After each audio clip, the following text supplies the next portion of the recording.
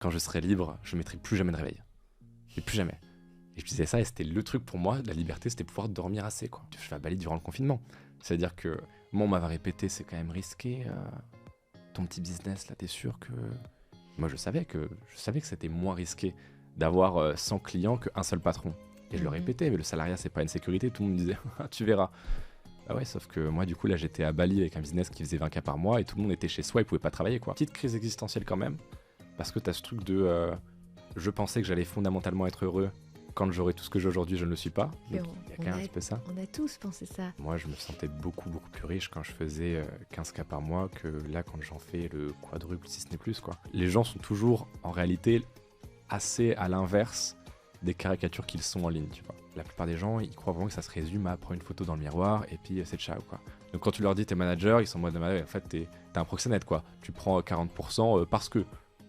Et c'est pas du tout ça en fait, c'est qu'il y a une énorme charge de travail qui est, oui, de créer du contenu public-privé, mais ça on peut pas le faire à sa place, à part en termes de conseils, c'est surtout le chatting. Moi ce que je recommande depuis pas mal de temps, c'est ne collaborer qu'avec des modèles qui sont déjà modèles avant de nous avoir rencontrés.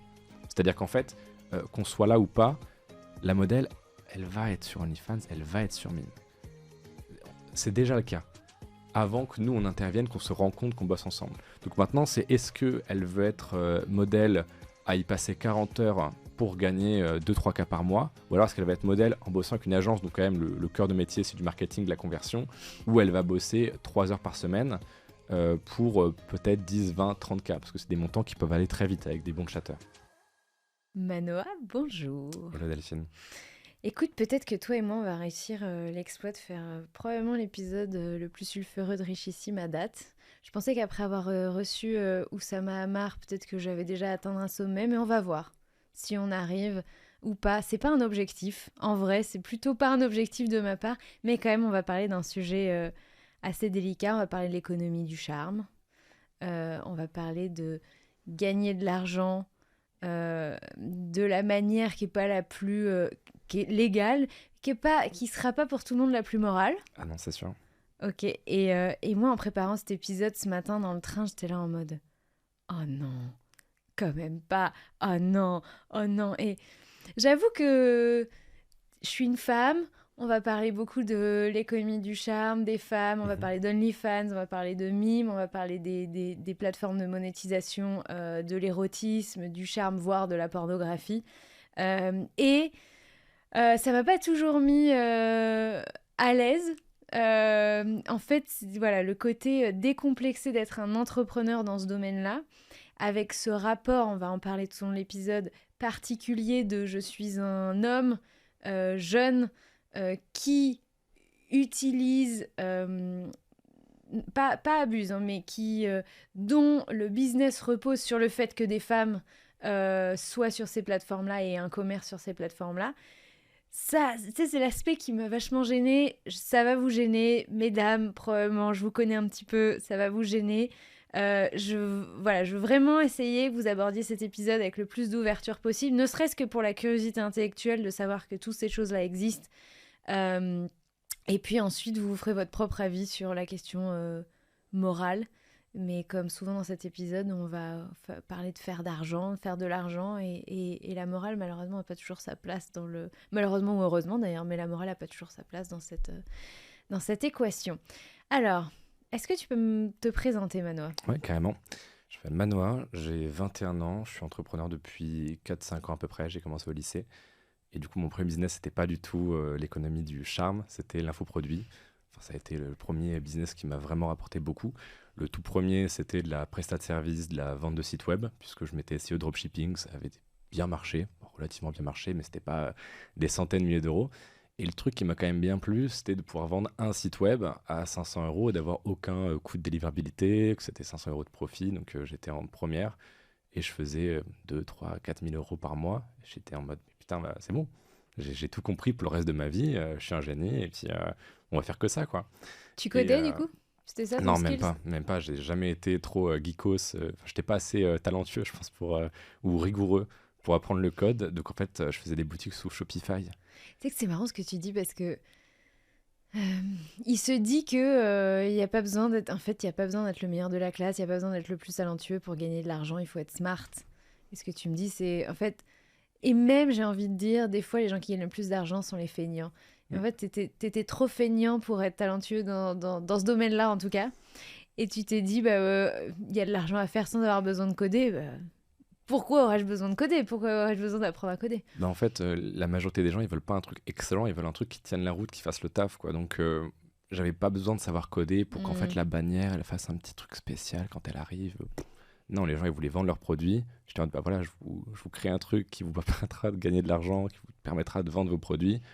Point, quoi. Et oui, j'allais pas me faire chier à apprendre à coder, sachant que c'est un truc qui me passionnait pas. C'était très mathématique, très logique, ce que je suis pas du tout. Moi, j'ai plus l'âme d'un artiste qu'un bâtisseur. Donc, oui, moi, ça m'allait parfaitement de pouvoir bypass, entre guillemets, le problème du je sais pas coder. J'ai trouvé Shopify, j'ai fait c'est bon, quoi. Puis en plus, il y avait l'affiliation. Encore une fois, moi, l'affiliation, c'est un truc qui revient très souvent dans ma business. C'est que dès que tu délivrais un site web via Shopify, le mec devait payer l'abonnement derrière. Ouais. Donc en fait, ça faisait que tu prenais 30%. Toi, tu touchais des revenus sur le fait que la personne s'abonne. Donc tu facturais peut-être 1K, 2K le site web. Ouais. À la fin, c'est ce que je faisais. Au début, j'avais commencé aux alentours de 300, 400, 500 euros. Et puis après, le mec payait un abonnement Shopify. Et toi, tu prenais, je crois que c'était 30% à l'époque, tous les mois. Donc ça faisait en plus des rentes passives. Donc en fait, ton vrai prix, c'était pas 500 euros. C'était peut-être 800, 900. Donc c'était génial. Moi, je suis fascinée par les jeunes qui se lancent dans les affaires et dans le commerce à un âge où moi, j'étais passionnée par quoi à 17 ans? J'aimais mes études et puis globalement, je vivais ma vie d'adolescente, quoi. Enfin, les garçons, les sorties, les copains et les études, parce que j'étais plutôt profil première de classe. Mais qu'est-ce qui te passe par la tête d'utiliser ton temps libre pour générer de l'argent, pour faire du business, quoi? Alors moi, je suis pas du tout issu d'un milieu pauvre, loin de là, quoi. Mon père, il est encore prof. Ma mère, elle est médecin. Alors médecin fonctionnaire, donc c'est quand même moins financièrement à l'aise que médecin libéral. Mais j'ai jamais manqué de rien.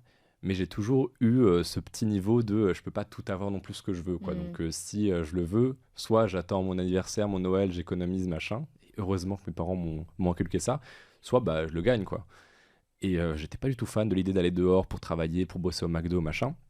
Et en fait, c'est venu très naturellement, avant même qu'il y ait une question de job étudiant qui se pose. C'est que j'étais sur Minecraft, parce que j'étais un grand joueur de jeux vidéo, que ce soit Counter-Strike, que ce soit Battlefield. Et il y avait Minecraft. Minecraft, c'était génial, parce que tu crées absolument tout ce que tu veux. C'était la mode, en plus, c'était 2016, 2017.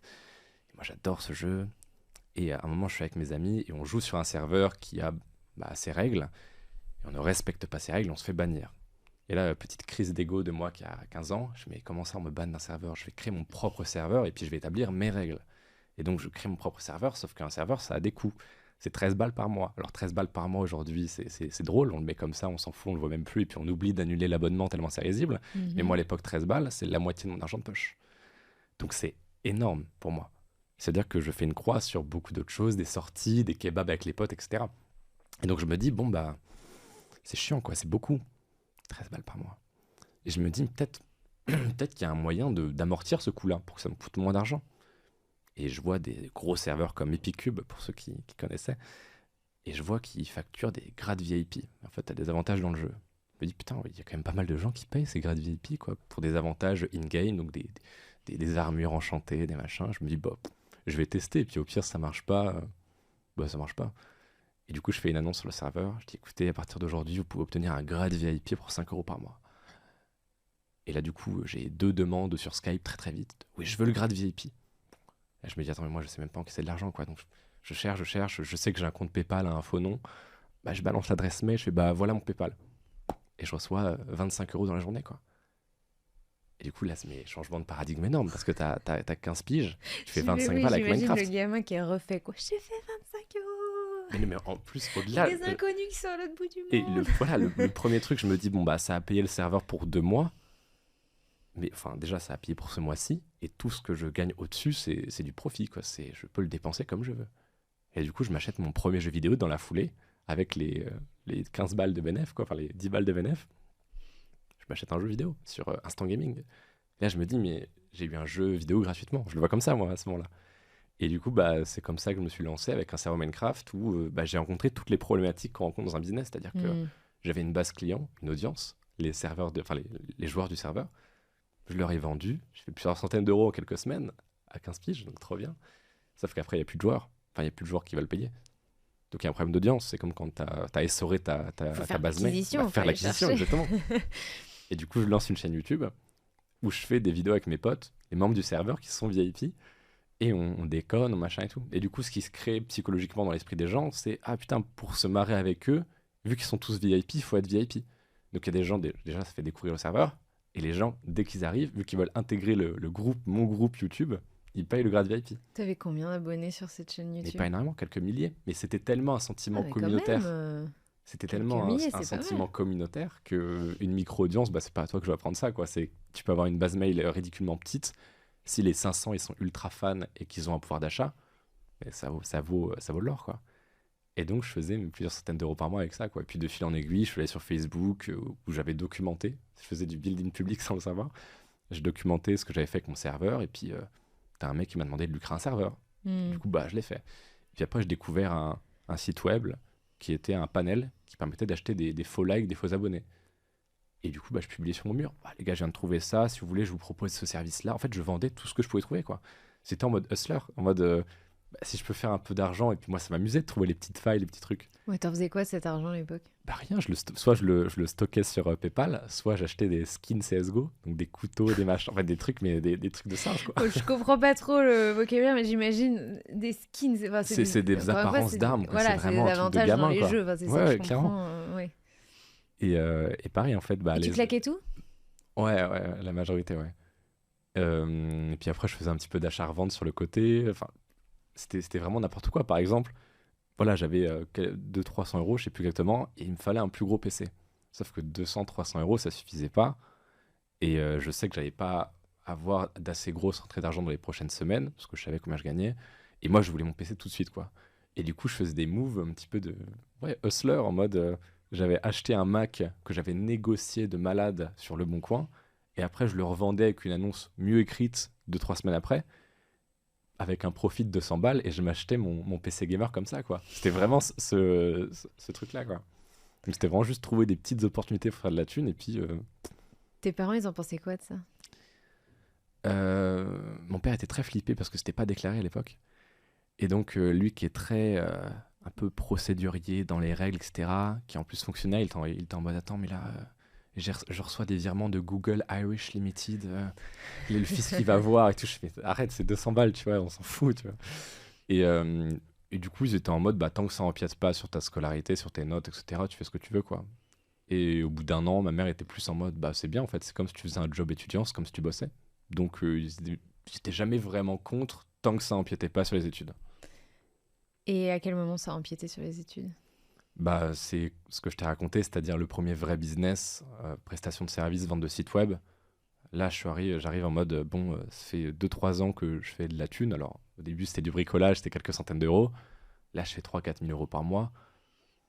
Est-ce que je vais vraiment faire des études supérieures alors que je détestais ça, les études de base? Non, quoi. Donc, t'as arrêté après le bac ou t'as quand même fait... J'ai arrêté juste après le bac en 2020. Et j'ai même pas eu à le passer, le bac, du coup, parce que c'était les années Covid. Attends, je dois me mettre dans la... Oh, putain. Je dois me mettre dans la tête que on a quand même 15 ans d'écart. Et quand même un écart générationnel. Et c'est marrant parce que on va parler de la même réalité. On évolue dans les mêmes cercles, dans les mêmes business. Et moi, je suis toujours effarée de voir à quel point, forcément, les générations d'après ont compris beaucoup plus vite. Et peuvent aller beaucoup plus vite. Après, je dis ça, mais tous les jeunes de 21 ans font pas ce que tu fais, ont pas la trajectoire, mais je suis toujours impressionnée. J'ai reçu à ce micro Asher. Je les ai pas reçus, je les recevrai peut-être un jour, mais ici, des gens comme Louise Aubry, Hugo Décrypte, qui ont aussi 10 ans de moins que moi et qui ont construit des empires chacun dans leur domaine. Donc, je trouve ça, je suis toujours très, très, très admirative de... C'est pas juste des gens qui sont plus jeunes que moi et qui réussissent fort, c'est vraiment des gens qui ont construit avant même la fin de leur... Enfin, très très tôt dans leur vie, cette dynamique d'entrepreneuriat, de débrouillardise aussi, parce que c'est un peu des deux. Donc t'as passé ton bac, je mets des énormes guillemets. Des grosses guillemets. Et puis, qu'est-ce qui se passe après ça, du coup? Ah bah là, je découvre la vie. Ah bah alors là, c'est... moi qui étais en manque de sommeil constant, ça c'était un truc qui était très douloureux pour moi, c'est que première terminale, du coup, en fait, mes cours, bah, je foutais rien parce que j'en avais absolument rien à faire. Et le soir, jusqu'à 2 heures du matin, bah, j'écrivais un email à un prospect, je finissais le site que je devais rendre avec un jour de retard, je documentais tout sur Instagram, sur Fortumedia. Donc en fait, j'avais 3 journées de travail en une, quoi. Donc je dormais très peu. Et le truc, je me souviens, j'en parlais encore à mon père il y a quelques jours, je disais, tu te souviens, quand j'étais au lycée, tous les matins, je croisais mon père, forcément, qui lui allait bosser aussi. Et je disais, putain, et parce que j'étais déphasé, j'avais dormi 4 heures, je disais, putain, quand je serai libre, je ne mettrai plus jamais de réveil. Mais plus jamais. Et je disais ça, et c'était le truc pour moi, la liberté, c'était pouvoir dormir assez, quoi. Parce que j'ai toujours été. C'était une petite blague d'ailleurs que tu m'as faite sur WhatsApp il y a quelques semaines, où je t'ai répondu genre à 5 heures du mat, tu vois. Et Oui. tu m'as dit, mais tu te lèves très tôt ou tu dors pas? Je dis, non, Ouais. non, je dors pas. Parce que je me couche toujours très tard, je me lève très tard, et c'est comme ça que je fonctionne, je suis très heureux comme ça, quoi. Mais du coup, c'était très dur pour moi au lycée, parce que j'avais 4 heures de sommeil, c'était horrible, quoi. Et je sais plus exactement pourquoi je disais ça. Tu m'avais lancé sur une question, je sais même plus à quoi je Oui, mais répondais là. c'est juste qu'est-ce qui se passe Ah après oui, bah, le bac et de cette vie de liberté que tu découvres où tu euh, n'as plus besoin de mettre le réveil. ah bah moi, juin 2020, du coup, bah, j'ai déjà plus cours depuis des mois. Mhm. Je deviens majeur. Je fais mes meilleurs mois. Je fais 12K en mars. En août, je fais 18K. Donc, juste après ma majorité. J'achète ma première montre à 5000 balles. Et puis, septembre, je pars découvrir la vie. Je vois d'autres entrepreneurs. Enfin, c'est... Tu Ah, viens encore chez tes parents en plus. ouais. Enfin, j'y vis. Légalement, oui, c'est mon domicile légal, Oui, quoi. mais ce que je veux dire, c'est que du coup, t'as pas la charge Non, même pas. d'un Donc, loyer, rien du tout. Donc, pas du tout. Donc, moi, là, je fais 10-20 000 par mois. t'es auto-entrepreneur encore ou... En août, je dépasse le plafond. Ok. Du coup, septembre, je crée Fortumedia SAS. Et du coup, bah, j'ai stocké 50 000 balles de côté aussi. Donc j'ai 50 000 balles de côté, j'ai ma société qui se crée, je commence à voyager, je jouis de la liberté géographique. Moi, c'est parmi, je pense, enfin, même jusque-là, la meilleure année de ma vie, quoi. 2020-2021, c'est le moment où je deviens libre, j'ai énormément d'argent de côté, donc je me dis, au pire, si ça marche pas pendant 3 ans, c'est pas grave. Je vais à Bali, je vais à Cannes, je vais à Bali durant le confinement. C'est-à-dire que moi, on m'avait répété, c'est quand même risqué, ton petit business, là, t'es sûr que... Moi, je savais que c'était moins risqué d'avoir 100 clients qu'un seul patron.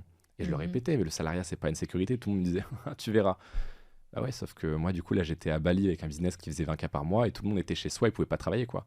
Donc moi, en story, j'étais tellement un revanchard et je disais, bah alors les gars, vous me disiez que c'était la sécurité ultime, votre salariat, et puis vous êtes chez vous, vous avez plus de salaire, qu'est-ce qui se passe? Tes potes, eux, sont... Alors, est-ce que t'as gardé des potes de cette Bien époque-là? sûr, bien Et sûr. est-ce que eux font des études, sont rentrés dans le monde du travail ou ont été inspirés par ta trajectoire ou tu vois, ont suivi quelque chose d'équivalent? J'ai mon groupe de potes du lycée, quoi, qui sont toujours mes amis d'aujourd'hui. T'as les 3 quarts qui font des études de haut niveau, donc médecine, HEC, etc. Et j'ai un pote qui s'appelle Adrien qui, oui, a été, je pense, un petit peu inspiré par ce que j'ai fait. Et lui, il était photographe de passion. Il a juste dit, mais en fait, c'est bon, je vois maintenant ce qu'il fait, en fait, je peux monétiser. Hmm. Et là, il vient de commencer, il fait déjà 2-3 cas par mois, quoi. Donc, j'en ai un seul qui a suivi un peu la trajectoire, mais sinon, tout le reste, bah, je pense, même toi, je sais pas si c'est exactement pareil, mais tu as quand même pas mal de gens de ton entourage qui sont en mode, soit c'est pas pour moi, soit je crois pas que je suis capable de le faire, etc. Alors moi, c'est marrant parce que je suis toujours effarée de me dire qu'avec le podcast, j'inspire des milliers de personnes et de voir à quel point ça, sur mon entourage, ça déteint pas du tout. Il y a mais vraiment pas du tout, mais pas Ouais. du tout, quoi. Donc je suis toujours effarée de ça. Je me dis, mais c'est... Pourquoi est-ce que j'arrive à inspirer des gens qui sont dans des cercles qui sont vraiment loin de moi en termes de cercle d'influence et que je n'inspire pas les gens qui sont proches de moi. Peut-être parce que les gens qui sont proches de moi voient aussi moins une facette Instagrammable, Ouais, bien sûr. mais Je pense voient à le voir. aussi...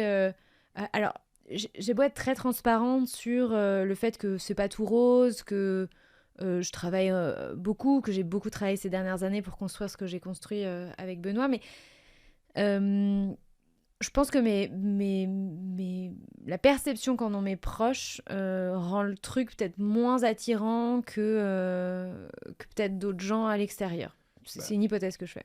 il y a ça, et il y a aussi le côté où, en fait, les milliers de gens que tu vas inspirer au travers du podcast, c'est quand même des gens qualifiés, quoi, qui sont un petit peu intéressés de base. Nous, on a l'impression, enfin, oui, c'est factuellement, objectivement, des dizaines de milliers de personnes, Mais en fait, c'est des dizaines de milliers de personnes qu'on arrive à atteindre grâce aux réseaux sociaux, mais sur des millions. En fait, Ouais. mathématiquement, tu as 80% des gens qui sont pas entrepreneurs, qui s'en foutent, qui le sont jamais, qui ça les intéresse pas. Et en fait, nous, on arrive à viser les réseaux sociaux avec, enfin, à viser ces 20% Hmm. restants. Et on se dit, mais en fait, tout le monde est intéressé, tout le monde peut machin. Et en fait, non, c'est juste un biais de perception, quoi. Exactement. Et on en a beaucoup des biais de perception. On finit par en avoir beaucoup quand on fait ces métiers-là, Ah ouais, ouais. de penser qu'effectivement, tu vois, un truc, je me rends compte, sans doute toi aussi, mais c'est que moi, j'ai déjà l'impression de beaucoup me répéter, alors que je sais que factuellement, je me répète pas beaucoup. Hmm. Et c'est comme si j'ai l'impression que, euh, tu vois, je veux pas redire régulièrement les mêmes choses, alors qu'il y a toujours plein de nouvelles personnes qui arrivent à moi, qu'il y a toujours aussi des personnes qui m'ont déjà entendu dire des choses, mais qui ont besoin qu'on leur rafraîchisse la Ou mémoire, des qui gens se qui ont rappellent oublié, plus. ouais, Enfin, voilà, carrément. tous ces phénomènes. Et effectivement, on oublie ça un peu quand on crée du contenu ou quand on est entrepreneur, etc. Donc le message a tendance à se diluer au lieu d'être un peu plus sharp. Et voilà, ça c'est une parenthèse. Donc, c'est à ce moment-là la belle vie à Bali. En Ouais. tout cas, c'est ta perception de la belle vie. Bah, même objectivement, quoi. Enfin, t'es libre, t'es à Bali, pas du tout en confinement, alors que tout le monde est chez soi, confiné, etc. Enfin, c'est génial. Moi, mes revenus, ils explosent. Petite crise existentielle quand même, parce que t'as ce truc de je pensais que j'allais fondamentalement être heureux quand j'aurai tout ce que j'ai aujourd'hui, je ne le suis pas. Puis Donc, il y a quand même un petit peu ça. on a tous pensé ça. Ouais, ouais, ça c'est fou, hein. C'est Joyka, le youtubeur, qui disait ça dans une vidéo récente. C'est on nous a toujours, tout le temps, depuis qu'on est tout petit, répété que la célébrité, la richesse, ça faisait pas tout, ça rendait pas heureux. On a tous cru que ça allait nous rendre heureux quand même, malgré tout ce qu'on nous disait. Et pour ceux qui bah, avons atteint ce stade, que ce soit un petit peu de notoriété dans notre domaine, hein, pas forcément grand public, et de richesse, ou en tout cas de finances confortables, Mm. on est tous arrivés à ce point, on se dit, bah effectivement, ça rend pas heureux non plus. T'as une vie qui est objectivement meilleure, c'est sûr, mais ça te remplit pas de bonheur non plus. Alors, il y a deux phénomènes à ça, je trouve. Déjà, il y a un mensonge, c'est que les fameux 10K, là, en réalité, faut pas se mentir, hein, 10K de chiffre d'affaires, C'est pas énorme. c'est pas énorme. Ouais, 10K de d'accord. chiffre d'affaires, c'est à moi, à 10K de chiffre d'affaires, je me payais 3 000 euros. Ok. Je pouvais pas faire beaucoup plus, donc avec les charges, on parle en 10K hors taxe, hein. T'as les charges du salaire, t'as les personnes qui travaillent avec moi, les logiciels, etc., un petit peu de trésorerie. Grosso modo, je pouvais pas faire beaucoup plus. Je peux peut-être monter à 4 000, mais par rapport au travail que c'est, à l'investissement que c'est, en réalité, c'est pas forcément. C'est pas ouf.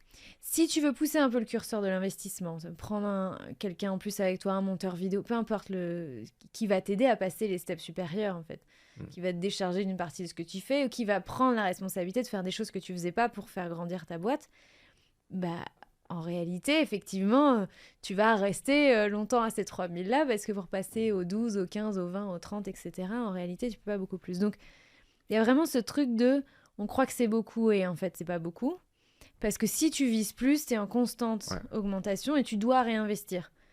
Et donc, c'est pour ça que c'est sympa, marketingment parlant, et moi aussi j'ai utilisé ces arguments-là, mais en réalité, il y a des entrepreneurs, quand tu es micro-entrepreneur, tu peux plus gagner en facturant 4-5 000 par mois que quand tu es en société à Ouais, 10-12 ouais, 000. Au final, dans ta poche, c'est la même chose. Mais tu es sur une trajectoire de croissance qui, normalement, est plus dynamique parce que tu as investi dans des gens qui vont venir travailler avec toi, qui vont venir t'aider à faire que ta boîte, elle aille beaucoup plus haut. Ah ben moi, je me sentais beaucoup, beaucoup plus riche quand je faisais 15K par mois que là, quand j'en fais le quadruple, si ce n'est plus, quoi. Parce que quand j'ai... Bah déjà, j'avais absolument aucune charge, parce que j'étais chez Ouais. mes parents durant le confinement. Donc en termes de fun, il n'y avait rien. Tu pouvais dépenser ton argent dans absolument rien. Je pouvais même pas investir, parce que j'étais mineur. Et j'avais dit à mon père, regarde, là, le Bitcoin, il est à 3000. Je suis mineur, je ne peux pas en acheter, mais achète-en pour moi. Ce à quoi mon père, très à gauche, m'a répondu, non. Non. Donc j'ai perdu en termes de coût d'opportunité, je suis passé à côté de pas mal de thunes. Mais du coup, bah, en fait, je gagnais 15K, enfin 15K de chiffre d'affaires. Il y avait Podia, Mailchimp, basta. Donc en fait, j'avais l'acre à 5%. Donc je gagnais 13K net, quoi. moyenne basse, tu vois. Enfin, c'était formidable. Et quand je suis passé en société, j'ai découvert la vie, quoi. Juste, tu vendais quoi à ce moment-là? T'étais toujours sur les sites Shopify ou... Non, pour atteindre des sommes comme ça, c'était impossible. Il aurait fallu que je vende trop de sites web, que je passe trop de temps à Ok, travailler. donc t'avais déjà fait basculer ton... T'étais déjà passé dans le... Ouais. Ok, qu'est-ce que tu faisais du coup à ce moment-là? C'est fin 2019 que je découvre l'infoproduit, véritablement. Je lance un petit infoproduit sur les sectes, c'est-à-dire quelles sont les techniques de manipulation, de persuasion qu'utilisent les sectes et comment tu peux le transvaser dans ton activité, les adapter, que tu vendes un produit, un service ou un infoproduit. Donc, C'était ça la promesse, c'était ça le... c'est déjà border. C'est ok. Appliquer les meilleurs conseils marketing des Ouais. des sectes, Lapsus. lapsus révélateur. On est un peu là-dedans, c'est les meilleures techniques marketing des Exactement, sectes ouais. appliquées à votre Mais business. éthiquement et moralement toujours. Ah bah oui, Et toujours. légalement, éthiquement et légalement. C'est garanti par le Seigneur. Garanti par moi. Ok, j'aime bien l'idée, c'était déjà border. Donc c'était un petit produit, tu le vendais ça combien? 49 ou 59, je crois, Ok. en promotion. Et sinon 100 € hors promotion. Et donc je lance ça, je fais 500 balles dans la journée. Je me dis, mais c'est génial parce que là je fais 500 balles et j'ai rien à délivrer ensuite. Et le lendemain ça fait 400. Donc là je fais, waouh, incroyable. Et je me dis, on va en Mais lancer un deuxième. comment tu faisais? Qui te suivait? Qui était prêt à acheter ça à Parce que l'époque? durant toute l'époque où j'ai fait du dropshipping et où j'ai vendu des sites web, j'ai Ok, documenté. t'as fait un peu de dropshipping avant. Donc. Mais c'est ça. Ouais, c'est on ça. a loupé cette Oui, parce qu'en époque-là. fait, c'était moindre et puis ça me plaisait pas tant que ça. Donc oui, ça marchait bien, mais pas de ouf non plus. Ça veut dire quoi, ça marchait bien? Moi, j'ai toujours l'impression que c'est... Je faisais du 30-40 € par jour. Donc ce qui est bien, Ah, je me rends pas compte. mais de profit quand même. Mais Ok. pour moi, c'était pas long terme, c'était pas stable. Enfin, j'avais l'impression que c'était du très court terme et j'approchais le moment où, pour moi, dans ma tête, déjà, à 18 ans, j'allais quitter les études, etc. Donc, je voulais plus me contenter de faire un truc court-termiste, tu vois. C'est pour ça que j'étais passé sur la prestation de service, ce qui s'approchait plus dans ma tête, comme dans la tête de mes parents, d'un vrai métier. Une agence de site web, machin. Bon, c'est un peu connu, on se dit oui, ok, pourquoi pas. Et donc, Ça oui, a j'avais l'air fait sérieux. Ça a l'air sérieux, exactement. Et puis, tu mets un nom commercial et puis c'est bon, quoi. Tu Ah, prends un logo. c'est vrai que pour des parents, c'est déjà plus sérieux que dropshipping. Ouais. Et puis, en vrai, c'est plus sérieux, quoi. Mm. Et du coup, durant toute cette période-là, je m'étais dit, ça va intéresser forcément quelques personnes. Un mec de mon âge qui se démerde, en tout cas, qui est pas multimillionnaire, qui est machin, mais qui se démerde. Et du coup, j'ai tout documenté sur Insta. Et tu peux remonter d'ailleurs sur mon Insta à des posts de 2019, l'époque où j'étais donc en première. Et du coup, je publiais des posts, machin. Et puis en fait, je me suis créé une audience comme ça. Et puis après, j'ai lancé un podcast uniquement audio. Tous les jours, je faisais 4-5 posts Insta, un email quotidien le soir, un podcast le matin. Et du coup, j'ai fait ça pendant des années. Et en fait, juste avant qu'on passe en 2020, donc fin 2019, je lance cet infoproduit et en fait, juste j'en parle à ma base mail et sur Insta. Et du coup, 500 €, 400 €, et je fais un lancement à 3-4 000 €, tu vois, sur une semaine. Et là, je fais, attends, mais j'ai fait mon salaire mensuel en une semaine. Et du coup, si je lance un autre infoproduit, je suis très logique, hein, donc si en une semaine, avec un infoproduit, je fais 4 000, il y a des chances que si j'en lance un deuxième la semaine prochaine, je fais au moins 2 000, quoi. Et du coup, en fait, tu fais une addition, une multiplication, quoi. Donc, c'est un jeu d'enfant. Et c'est ce que j'ai fait. J'ai fait un programme sur le copywriting que je maîtrisais plutôt bien, qui s'appelait Écrire pour vendre. Et du coup, j'ai fait ça. Et j'ai additionné les petits programmes comme ça. Ok. Et justement, j'allais te parler de ton expertise. Donc, comment tu as construit cette expertise autour de j'analyse les techniques de manipulation des sectes et aussi le copywriting, qui sont finalement deux compétences différentes. Comment tu t'es construit cette expertise pour ensuite la vendre? Ça faisait quand même pas mal de temps que je vendais des sites web, j'avais fait du dropshipping, j'avais fait pas mal de trucs. Et je me suis dit, je suis quand même plus légitime que au moins 95% des gens à parler de copywriting, quoi. Donc, j'ai fait un petit programme, j'ai pris toutes les méthodes, les formules des grands copywriters pour emprunter leur crédibilité. Donc, Schwartz, etc., Albert, etc. Et j'ai fait, je vous fais un programme où je vous compile et je vous présente les fondamentaux du copywriting, qui viennent de moi, de toutes mes lectures, de tout ce que j'ai tenté, expérimenté, réussi. Et puis après, je vous explique, je crois qu'il y en avait une douzaine, d'argumentaires de vente, de formules des grands copywriters. Et comme ça, j'avais pas besoin d'être un expert, juste j'étais un débutant qui venait de découvrir le copywriting, qui l'avait testé, expérimenté, utilisé pendant plus d'1 an et demi avec un succès relatif, mais quand même certain. Et voilà, je me prétends pas du tout expert en fait, je me prétendais pas du tout expert. En mode, je viens de découvrir ça, c'est génial. Voilà mes mes premiers résultats avec, et puis je vous mets des trucs de véritables experts dans le domaine qui ont fait des millions.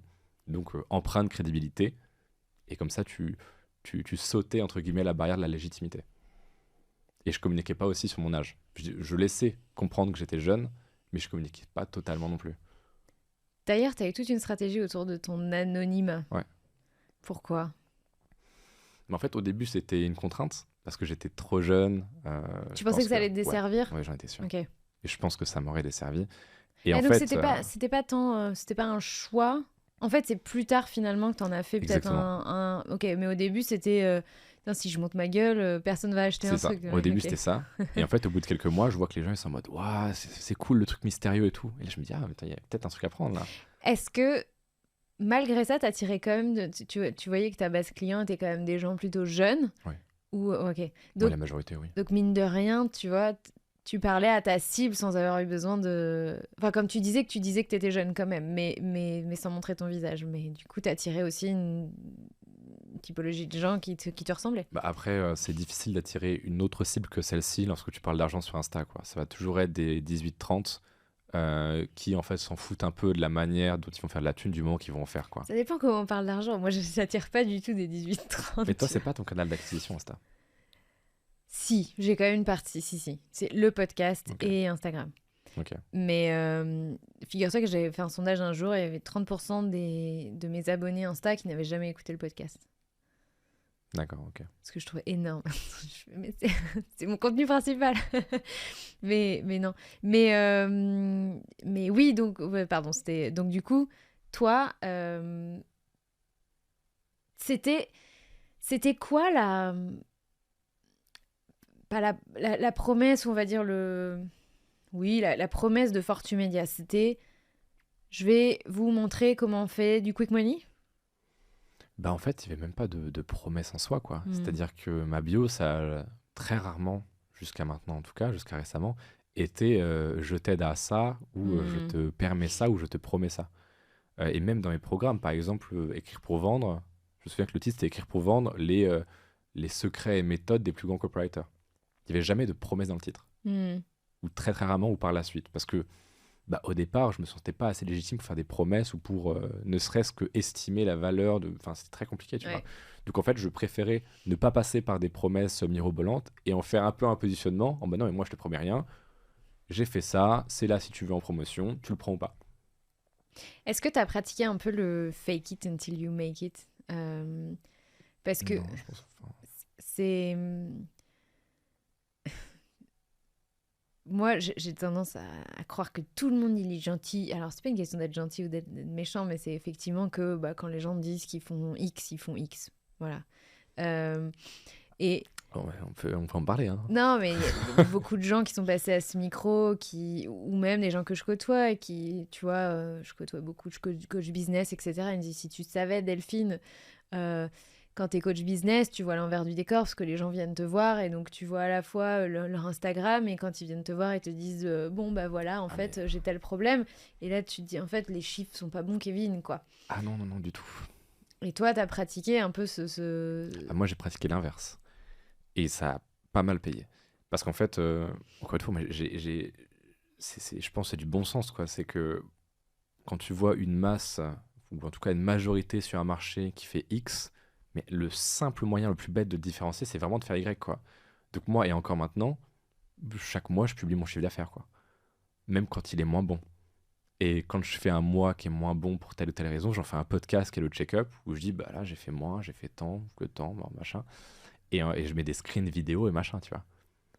C'est pour ça, moi, on m'a souvent fait le reproche, ah, tu montres tout le temps tes notices Stripe, tes machins et tout. Je dis, ouais, mais moi, au moins, je montre, quoi. Et tu vas sur LinkedIn, t'ouvres, alors t'as tout le monde qui a fait 200 000, personne qui montre un seul screen. C'est bizarre, c'est fou. Peut-être parce qu'en fait, on parle de CA provisionnel, facturé sur plusieurs mois, et qu'on compte ce qu'on compte facturer. Les gens sont malhonnêtes à fond, quoi. Et pour le coup, moi, j'arrivais à scinder ça avec un personnage très froid, très provoquant, mais par contre très honnête sur les chiffres. Par exemple, il y en a plein qui mettent leur notif Stripe en paiement, et enfin leur notice Stripe en story. Et sauf que quand tu as déjà reçu une notice Stripe dans ta vie, tu sais qu'il y a les notifs de paiement, you receive the payment of nanana, et t'as a payment of address mail failed. Et il y a des gens qui mettent juste le montant et qui gribouillent le failed. Mais toi, tu vois la différence sur les. Bah oui, voilà, c'est ce que. En fait, je rebondis sur ce que tu disais, en mode dès que tu vois l'envers du décor, t'es en mode mais tout le monde ment. Et moi, non, j'ai pris le créneau inverse pour le coup. J'ai toujours publié mon chiffre d'affaires. Par exemple, j'ai été le seul à mettre mon bilan comptable en story, quoi. Personne ne fait ça. Avec ma marge, enfin, même affiché, etc. Oui, quoi. si tu mets ton bilan comptable, il y a... Mais non, je trouve que c'est pas une bonne stratégie parce que ça s'écroule forcément à un moment. Ok. Est-ce que... Alors, on continue l'histoire. Donc, ta boîte se développe. Tu dis 2020, 2021, c'était meilleures années. Ouais. Et puis, à quel moment tu décides de faire un switch de business vers le sujet de notre épisode, vers ton business actuel, qui est où tu as décidé en fait de te spécialiser sur... 3 petits points, je te laisse compléter. Bah, en fait, ça arrive en 2022. 2021, donc c'est l'année du kiff, quoi. C'est liberté, machin et tout. Et 2022, j'ai une poussée d'ego monumentale où je me dis, mais j'ai tout compris. C'est-à-dire que au total, en chiffre d'affaires, je fais mon premier million à 19 piges. Donc c'est bon, j'ai tout compris, je suis un génie, quoi. Et donc, en fait, 2022, je ne branle rien. Ok. Mais rien. C'est-à-dire qu'en fait, j'ai trouvé une méthode. Pardon, c'est en 2021 que tu as fait du coup le million ou 2022. Ok, 2022. Et je vois que je vais atteindre le million. Je me dis, bah, je suis trop fort en fait. Vraiment, tu vois, crise d'ego. Et en plus, j'ai trouvé un système qui me permet de beaucoup moins bosser et de faire beaucoup plus d'argent. C'est qu'au lieu de faire les programmes moi-même où je dois avoir une légitimité, des résultats, etc., vu que je veux pas fake it until you make it, je prends des gens qui sont experts dans le domaine, qui ont des résultats. Je leur dis, bah écoute, tu viens taffer chez moi quelques jours. On fait une formation ensemble. Tu prends 20% du CA à vie sur ce programme. Et du coup, je vais voir des mecs qui sont spécialistes dans Amazon KDP. Le fait de faire des petits e-books, de les mettre sur Amazon et que ça tourne et que ça fasse une rente de 400-500 euros. Et du coup, la promesse du programme, c'est faire 400-500 euros. Et le programme est créé, conçu, pensé, réalisé par un mec qui fait 400-500 euros facilement tous les mois avec ses KDP. Et du coup, moi, je fais juste une page de vente, 3 mails, et je fais un lancement à 25K. Et j'en lance 2 par mois. Donc là, j'ai un système. En fait, t'as pas du tout de stratégie de branding à ce moment-là. Et c'est exactement. Ok. Est-ce que je suis en train de me dire, alors, ça commence avec les astuces des sectes, le copywriting, Amazon KDP. Et je me dis, en fait, le mec voit des opportunités partout. Bah, t'as tout compris. Et il vend un peu de tout à qui veut bien lui accorder un peu d'attention et d'argent. Il y avait un petit peu ce côté-là. Qui n'était pas du tout en mode je vous vends de la merde en pagaille. Hein. C'était en mode il y a plein d'opportunités qui marchent. Moi, je prends des mecs dont c'est le métier qui sont vraiment bons. Et puis, en fait, vous choisissez les opportunités que vous voulez. Sauf que j'étais peut-être pas assez renseigné sur l'audience que j'avais en face de moi. Ils le prenaient pas du tout comme ce que je viens de dire. C'est-à-dire, il y a plein de trucs qui marchent, choisissez. Ils le prenaient en mode à chaque fois que je faisais un nouveau lancement, l'opportunité d'avant, fallait plus y aller. C'était cette opportunité-là, quoi. Donc en fait, les gens allaient de programme en programme sans rien rentabiliser. Est-ce que si par ailleurs, en fait, ton branding qui n'en était pas un consistait à montrer j'ai trouvé le nouveau truc. Tu vois, il y a un peu le côté chercheur d'or, tu vois. Bien sûr, mais évidemment. Et même si tu n'avais pas conscientisé ce positionnement, finalement, eux, ils l'ont conscientisé à ta place. Et donc, c'était, c'est ça qu'il faut faire. Tu joues encore un petit peu sur tu joues encore à fond sur ce levier-là. C'est nouveau truc pour faire de l'argent, c'est ça. Quelque chose qui aujourd'hui est mon seul focus. C'est quand même différent. Oui. Parce que du coup, en 2022, j'explore plein de business. Mais il y a un peu OnlyFans, enfin, il y a un peu l'OFM. Ouais. L'OnlyFans Management is the new gold rush, quoi. Mais parce que c'est vrai. Nouvelle réussite, là. Mais oui, je sais que t'en es convaincu. Bien sûr, pour quelqu'un qui part de zéro, pour moi, j'en suis absolument convaincu, quoi. Et en plus, en termes de scalabilité, tu peux aller beaucoup plus loin en termes de CA, de profit, qu'avec du KDP ou du machin. Et donc, en fait, 2022, je passe mon année à faire ça. C'est-à-dire que je fais des lancements très faciles avec du copywriting où je suis quand même très bon en copie. Donc, email, page de vente, opportunité, tac. Et puis, on fait des lancements, et puis on relance des offres catalogues. Donc, voilà, ça fait rentrer beaucoup de chiffres. Et au bout de l'année 2022, je sens qu'il y a un désintérêt. Et c'est très dur à vivre. T'as pas quasi aucun entrepreneur qui en parle, c'est quand tu sens que ton prime est passé. C'est la fameuse expression un peu Twitter, le truc d'être à son prime, etc. Et ben moi, je sentais que le prime était dépassé, qu'en fait, j'avais lassé l'audience. Parce que j'avais fait un an pas de spam, mais en gros, je vendais dans tous mes emails 15 offres différentes, donc pas de branding, pas de positionnement, Qu'est-ce que je fais Et ton exactement? acquisition était Insta. en Insta pur. Oui, Ouais. tu faisais pas de publicité, etc. Non, du tout. Ok, Je faisais que des mais reels ok, très broad. t'avais senti que Ouais, t'avais lassé ton audience, quoi. ouais, je l'ai senti à fond. Et là, je me rends compte qu'en fait, bah, j'ai lassé ma base clientèle. J'ai pas de positionnement, j'ai pas de branding, j'ai trop rien bâti. Et là, je me dis, ah, complexe. Et du coup, c'est pour ça que 2023, je me suis dit, bah là, par contre, faut changer. Donc, c'est là où j'ai fait focus OnlyFans Management. Et c'est marrant, pardon, je te coupe parce qu'on a eu un début de discussion avant de mettre le micro en route sur le fait que ce qui nous a amené à un certain point est pas nécessairement ce qui va nous amener Ouais, sur la step d'après. Et souvent, il y a vraiment ce truc du million. Ce qui t'amène à ton premier million, c'est pas ce qui va t'amener à ton deuxième ou à 10 millions. Et donc, c'est un peu ce que tu as vécu, toi. C'est-à-dire que, ben, en fait, tu as bien compris que ça avait marché par le passé, mais non seulement c'était plus nécessairement. Ça allait plus forcément marcher déjà, mais clairement, c'est pas ça qui allait t'amener à grossir non plus. ouais, C'est puis double c'était effet, limite quoi. cannibalisant en fait. Mm. Parce que justement, tu faisais trop d'offres commerciales, donc pas assez de contenu, donc t'apportais pas de valeur, donc pas de sentiment de réciprocité, pas de branding, etc. Et du coup, parmi tous les programmes pardon, que j'avais lancés, il y avait Only Cash, la V1. Tu l'avais déjà Ouais, lancé. c'était en août 2022. Parce que tu faisais déjà ça, toi aussi. Bah en fait, encore une fois, j'avais trouvé quelqu'un qui le faisait, qui vivait de ça. Ok. Moi, à l'époque, j'avais même pas d'agence, mais le mec avait une agence, et en fait, il travaillait dans le X avec plein d'opportunités, etc. Et en fait, on a fait un premier programme avec plein d'opportunités de faire de la thune dans l'industrie du X. Et il y a un truc qui a retenu l'attention des gens, un module dans cette formation. C'était en gros, il parlait de son affiliation Mime et son agence OnlyFans. Et alors que c'était 2 sur 40 contenus dans le programme, les gens se sont arrêtés et genre 80% des résultats, témoignages qu'on a eu, ça venait de ça. Et là, je me suis dit, putain, mais peut-être un truc à prendre, quoi. C'est vrai que c'est smart, le truc d'agence OnlyFans, affiliation Mime et tout. Et là, du coup, l'enseignant du programme me dit, tu vois, ça a très bien marché, on reçoit des résultats que de ça.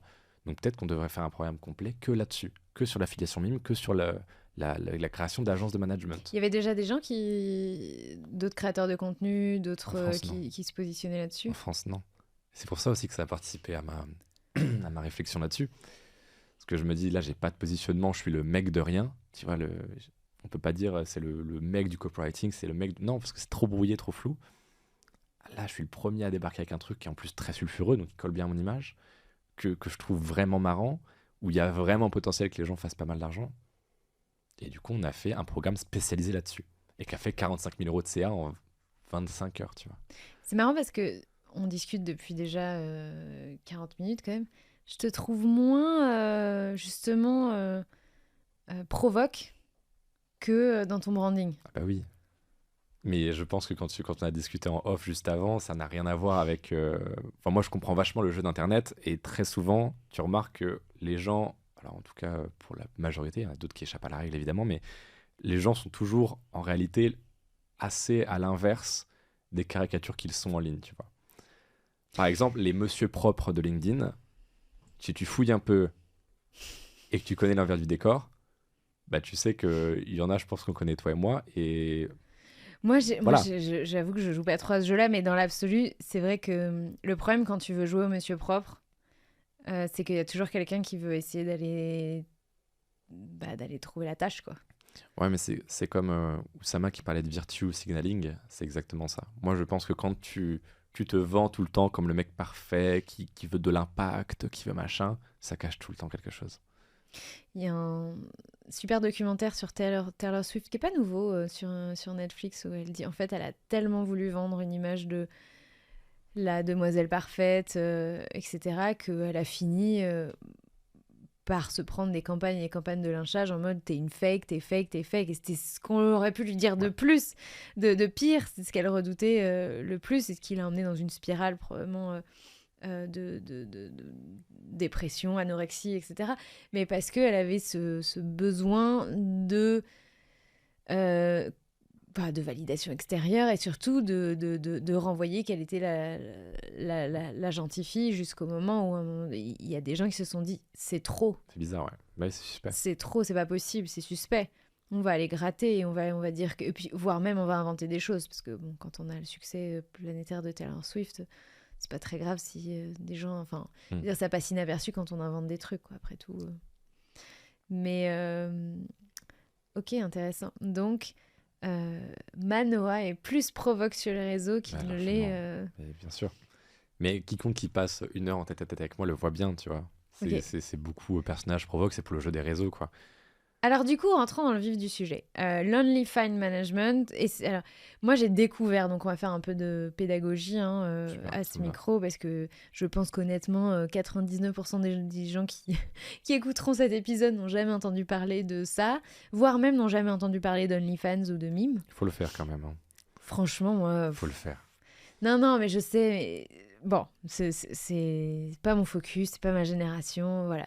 Explique-nous un peu de quoi il s'agit. Bah déjà, il y a le phénomène OnlyFans mime qu'il faut expliquer Ouais. pour que tout le monde comprenne. C'est qu'il y a des créatrices de contenu, donc des femmes qui s'inscrivent sur des plateformes qui sont en gros des Instagram payants, pour faire très simple, Ouais. et qui sont orientées charme. C'est-à-dire que tu vas t'inscrire à leur profil pour voir des photos d'elles en lingerie ou plus, etc. Et après, tu peux leur parler. Et c'est notamment utilisé par des influenceuses comme Ruby Nicara, ce genre de personnalités-là. Bah, Euh, que j'ai découvert dans tes contenus. Ah ouais. Je ne connais pas. Mais non, mais non, mais non, mais. C'est Je c'est suis un c'est agneau c'est blanc, très moi. grave. C'est pas très grave. Mais voilà, c'est des personnalités qui sont souvent connues parce qu'elles ont un physique avantageux, faut dire ce Mhm. qui est. Et puis en fait, bah, sur leur Insta, tu vas toujours avoir un lien Linktree en bio qui redirige vers Mime OnlyFans, où c'est des plateformes où tu peux leur parler, où tu peux voir des contenus d'elles beaucoup plus explicites, si ce n'est totalement nus, etc. Et donc voilà, c'est un phénomène, mais par exemple, le OnlyFans, ça pèse 18 milliards. Faut se rendre compte que c'est énorme, quoi. Il y a, je crois, alors faudra me corriger, mais en gros 5 milliards qui ont transité sur OnlyFans en 2022. Donc c'est énorme, c'est J'ai pas les colossal. chiffres, mais si vous avez envie de vérifier, c'est C'est facilement à peu près ça. vérifiable. Donc, À 0,5 milliards près, c'est ça. Donc c'est absolument énorme. Et on a l'équivalent français qui est Mime, qui est certes moins gros, mais qui pèse des millions, enfin si ce n'est des dizaines de millions. Et où tu as des dizaines de millions qui transitent chaque année. Donc c'est absolument énorme. Je crois qu'ils projettent 100 millions de CA en gros pour 2023. Donc c'est plus qu'honorable, quoi. Alors, c'est quoi le business dans lequel tu t'es lancé? Et du coup, bah voilà, moi j'avais vu, enfin, je connaissais cette industrie, je savais ce qu'il en était, mais enfin, c'est une industrie de femmes, quoi. Un homme qui se lance sur Mime OnlyFans, très honnêtement, t'en as un en France qui marche bien, quoi. Vraiment, t'en as un qui fait beaucoup d'argent, c'est Adé Laurent, c'est un mec de télé-réalité, etc. Donc moi, bah oui, je vois un phénomène, des femmes qui vendent des contenus érotiques. Bah, what's in it for me? Qu'est-ce que je peux en gagner? A priori, rien, quoi. Sauf qu'en fait, c'est un travail énorme d'être sur Mime OnlyFans. Parce que ça se résume pas juste à prendre une photo de toi dans ta chambre, dans un miroir un petit peu sexy, puis à la poster. Il y a un travail d'acquisition, de fidélisation, de conversion, de parler aux gens, etc. Et donc, je parlais avec une créatrice qui s'appelle Tiffania. Elle y passe 35-40 heures par semaine sur son Mime OnlyFans. Comme tu dis, c'est un travail de créateur de Vraiment. contenu. C'est un Tu travail de crées créateur. Ouais. du contenu pour ton audience, du contenu public et du contenu privé pour ceux qui payent. Ouais, et puis tu communiques. Tu vois, nous, on a les emails qu'on va shooter sur notre base mail. Bah, eux, ils ont les médias push. C'est-à-dire une photo avec un petit texte d'accroche que tu vas envoyer à tous ceux qui te suivent. Et ceux qui sont des abonnés, etc. Donc en fait, c'est vraiment comme un business en ligne classique. Sachant que tu m'as appris, et moi je savais pas, je pensais que tu t'inscrivais en tant que créatrice sur OnlyFans et que tu avais des gens comme sur Insta qui pouvaient s'abonner à ton OnlyFans ou à ton Mime. Et en fait, tu me dis, ça se passe pas vraiment comme ça. Non. En fait, les créatrices doivent recruter sur les réseaux sociaux classiques et ensuite rediriger le trafic vers cet environnement-là qui, lui, est sécurisé avec l'anonymat, les transactions payantes, etc. Ce qu'on ne pourrait pas faire sur Instagram ou les plateformes conventionnelles, on va dire. Ouais, en fait, Mime, par exemple, c'était plutôt pensé pour être un réseau social comme ça, payant, effectivement, mais le fait est que c'est pas du tout ça, quoi. C'est que personne ne va sur Mime pour taper, en fait. Psychologiquement, humainement, c'est pas comme ça. C'est tu vois quelqu'un à la télé, une femme que tu trouves désirable, tu la suis sur Insta, tu la stalk pendant un temps, et un jour vient une story avec un lien Mime. C'est comme ça, en fait, que Mime se fait découvrir et que les gens s'abonnent à des comptes Mime. C'est pas en allant sur Mime et puis en tapant, quoi. En fait, il faut comprendre qu'il n'y a pas du tout ce côté naturel et limite pulsionnel de quelqu'un qui va se rendre sur un site pour adultes pour se soulager, pour parler très clairement. C'est pas ça. Ça va être beaucoup plus un business de la relation, tu la vois à la télé, tu apprends à la connaître dans ses stories Instagram, tu la suis, tu likes ses posts, etc. Et tu la connais comme une personne avant d'être une personne déshabillée ou que tu vas utiliser à des fins égoïstes, tu vois. Ok. Mais pour parler très crûment, tu vois. Ok. Et en fait, Soit. Alors. en fait, tu payes pas pour voir une personne nue, tu payes pour la déshabiller. C'est ça la notion psychologique qui diffère. Il n'y a pas du tout une logique pulsionnelle masculine comme il y a quand les hommes très souvent se rendent sur un site pour adultes. Ok. Là, c'est beaucoup plus, tu découvres quelqu'un, tu la suis, tu la stalks, il y a un sentiment de relation parasociale qui se crée, etc. Et ensuite, tu vas aller sur le mime et tu vas dire, J'ai vraiment du mal à projeter le contexte, le besoin, parce que encore une fois, je me retrouve ni dans la femme qui a envie de créer et de faire ça, ni dans l'homme qui a envie d'entretenir cette pseudo-relation érotico-virtuelle, si tu veux. Avec, je t'entends dire ça dans un entretien, avec ce prémisse sur lequel tout le monde est d'accord, c'est elle n'est pas là pour te faire croire qu'elle t'aime. C'est comme, Ouais. pour le coup, là, on peut mettre en parallèle ça avec la prostitution. Le client, il sait qu'il ne vient pas acheter de l'amour, et la prostituée, elle sait qu'elle ne délivre pas ça non plus. Donc il y a un contrat qui est dit, en fait, dans le porno, c'est pareil. Bien sûr, il n'y a pas on te fait pas croire Oui, que... tu payes pour être dans l'illusion en tant que client. Voilà. Mais pas nécessairement dans l'illusion de l'amour, ou... Enfin, en tout cas, pas là-dedans, mais dans... Je sais pas dans quelle forme d'illusion, mais en tout cas, effectivement, il y a une illusion de relation, de connexion et ce genre de choses. Mais forcément, j'ai un peu du mal à projeter. Après, c'est aussi parce que déjà, tu es une femme qui est entrepreneuse, qui a sa boîte, etc. Donc, tu peux peut-être trouver ça dégradant de faire ça. Faut pas se le... C'est une vraie question. Hein. Oui. Ouais, okay. Oui. En fait, c'est une de mes questions à moi. C'est comme ma croyance, c'est que ce sont des femmes... qui utilisent ça... alors, comment dirais-je ? Comme ma croyance, c'est que c'est les femmes qui font ça ont l'illusion du choix. Forcément, toute personne qui exploite cette industrie est border dans mon système de morale à moi. D'accord. Donc, mais on n'a toujours pas expliqué ce que tu faisais d'ailleurs. Oui, pardon. Ouais, je vais clarifier comme ça, ce sera plus simple. OnlyFans Management, encore une fois, c'est s'occuper de toute la partie chronophage, chiante et de conseils que la modèle ne peut pas ou ne veut pas assumer en tant que charge de travail. Par exemple, voilà, la plupart des gens, ils croient vraiment que ça se résume à prendre une photo dans le miroir et puis c'est ciao, quoi. Donc quand tu leur dis t'es manager, ils sont en mode, en fait, t'es un proxénète, quoi. Tu prends 40% parce que... Et c'est pas du tout ça, en fait. C'est qu'il y a une énorme charge de travail qui est, oui, de créer du contenu public-privé, mais ça, on peut pas le faire à sa place, ça pas en termes de conseils. C'est surtout le chatting. Alors, c'est marrant parce qu'on est à mi-chemin entre, effectivement, dans ma tête, le proxénétisme et le community management customer care. Parce que sinon, en vrai, c'est ça. Tu vois, c'est une femme qui décide de faire cette activité-là volontairement, mais qui ne veut pas y consacrer 35, 40 heures, 50 heures, 60 heures par semaine à développer son business là, puisque elle le considère littéralement comme un business. Bien sûr, ouais. On est d'accord qu'elles font ça pour gagner de l'argent. Ah oui, toutes. Donc, ouais, bien sûr. c'est un business pour elle. Ouais.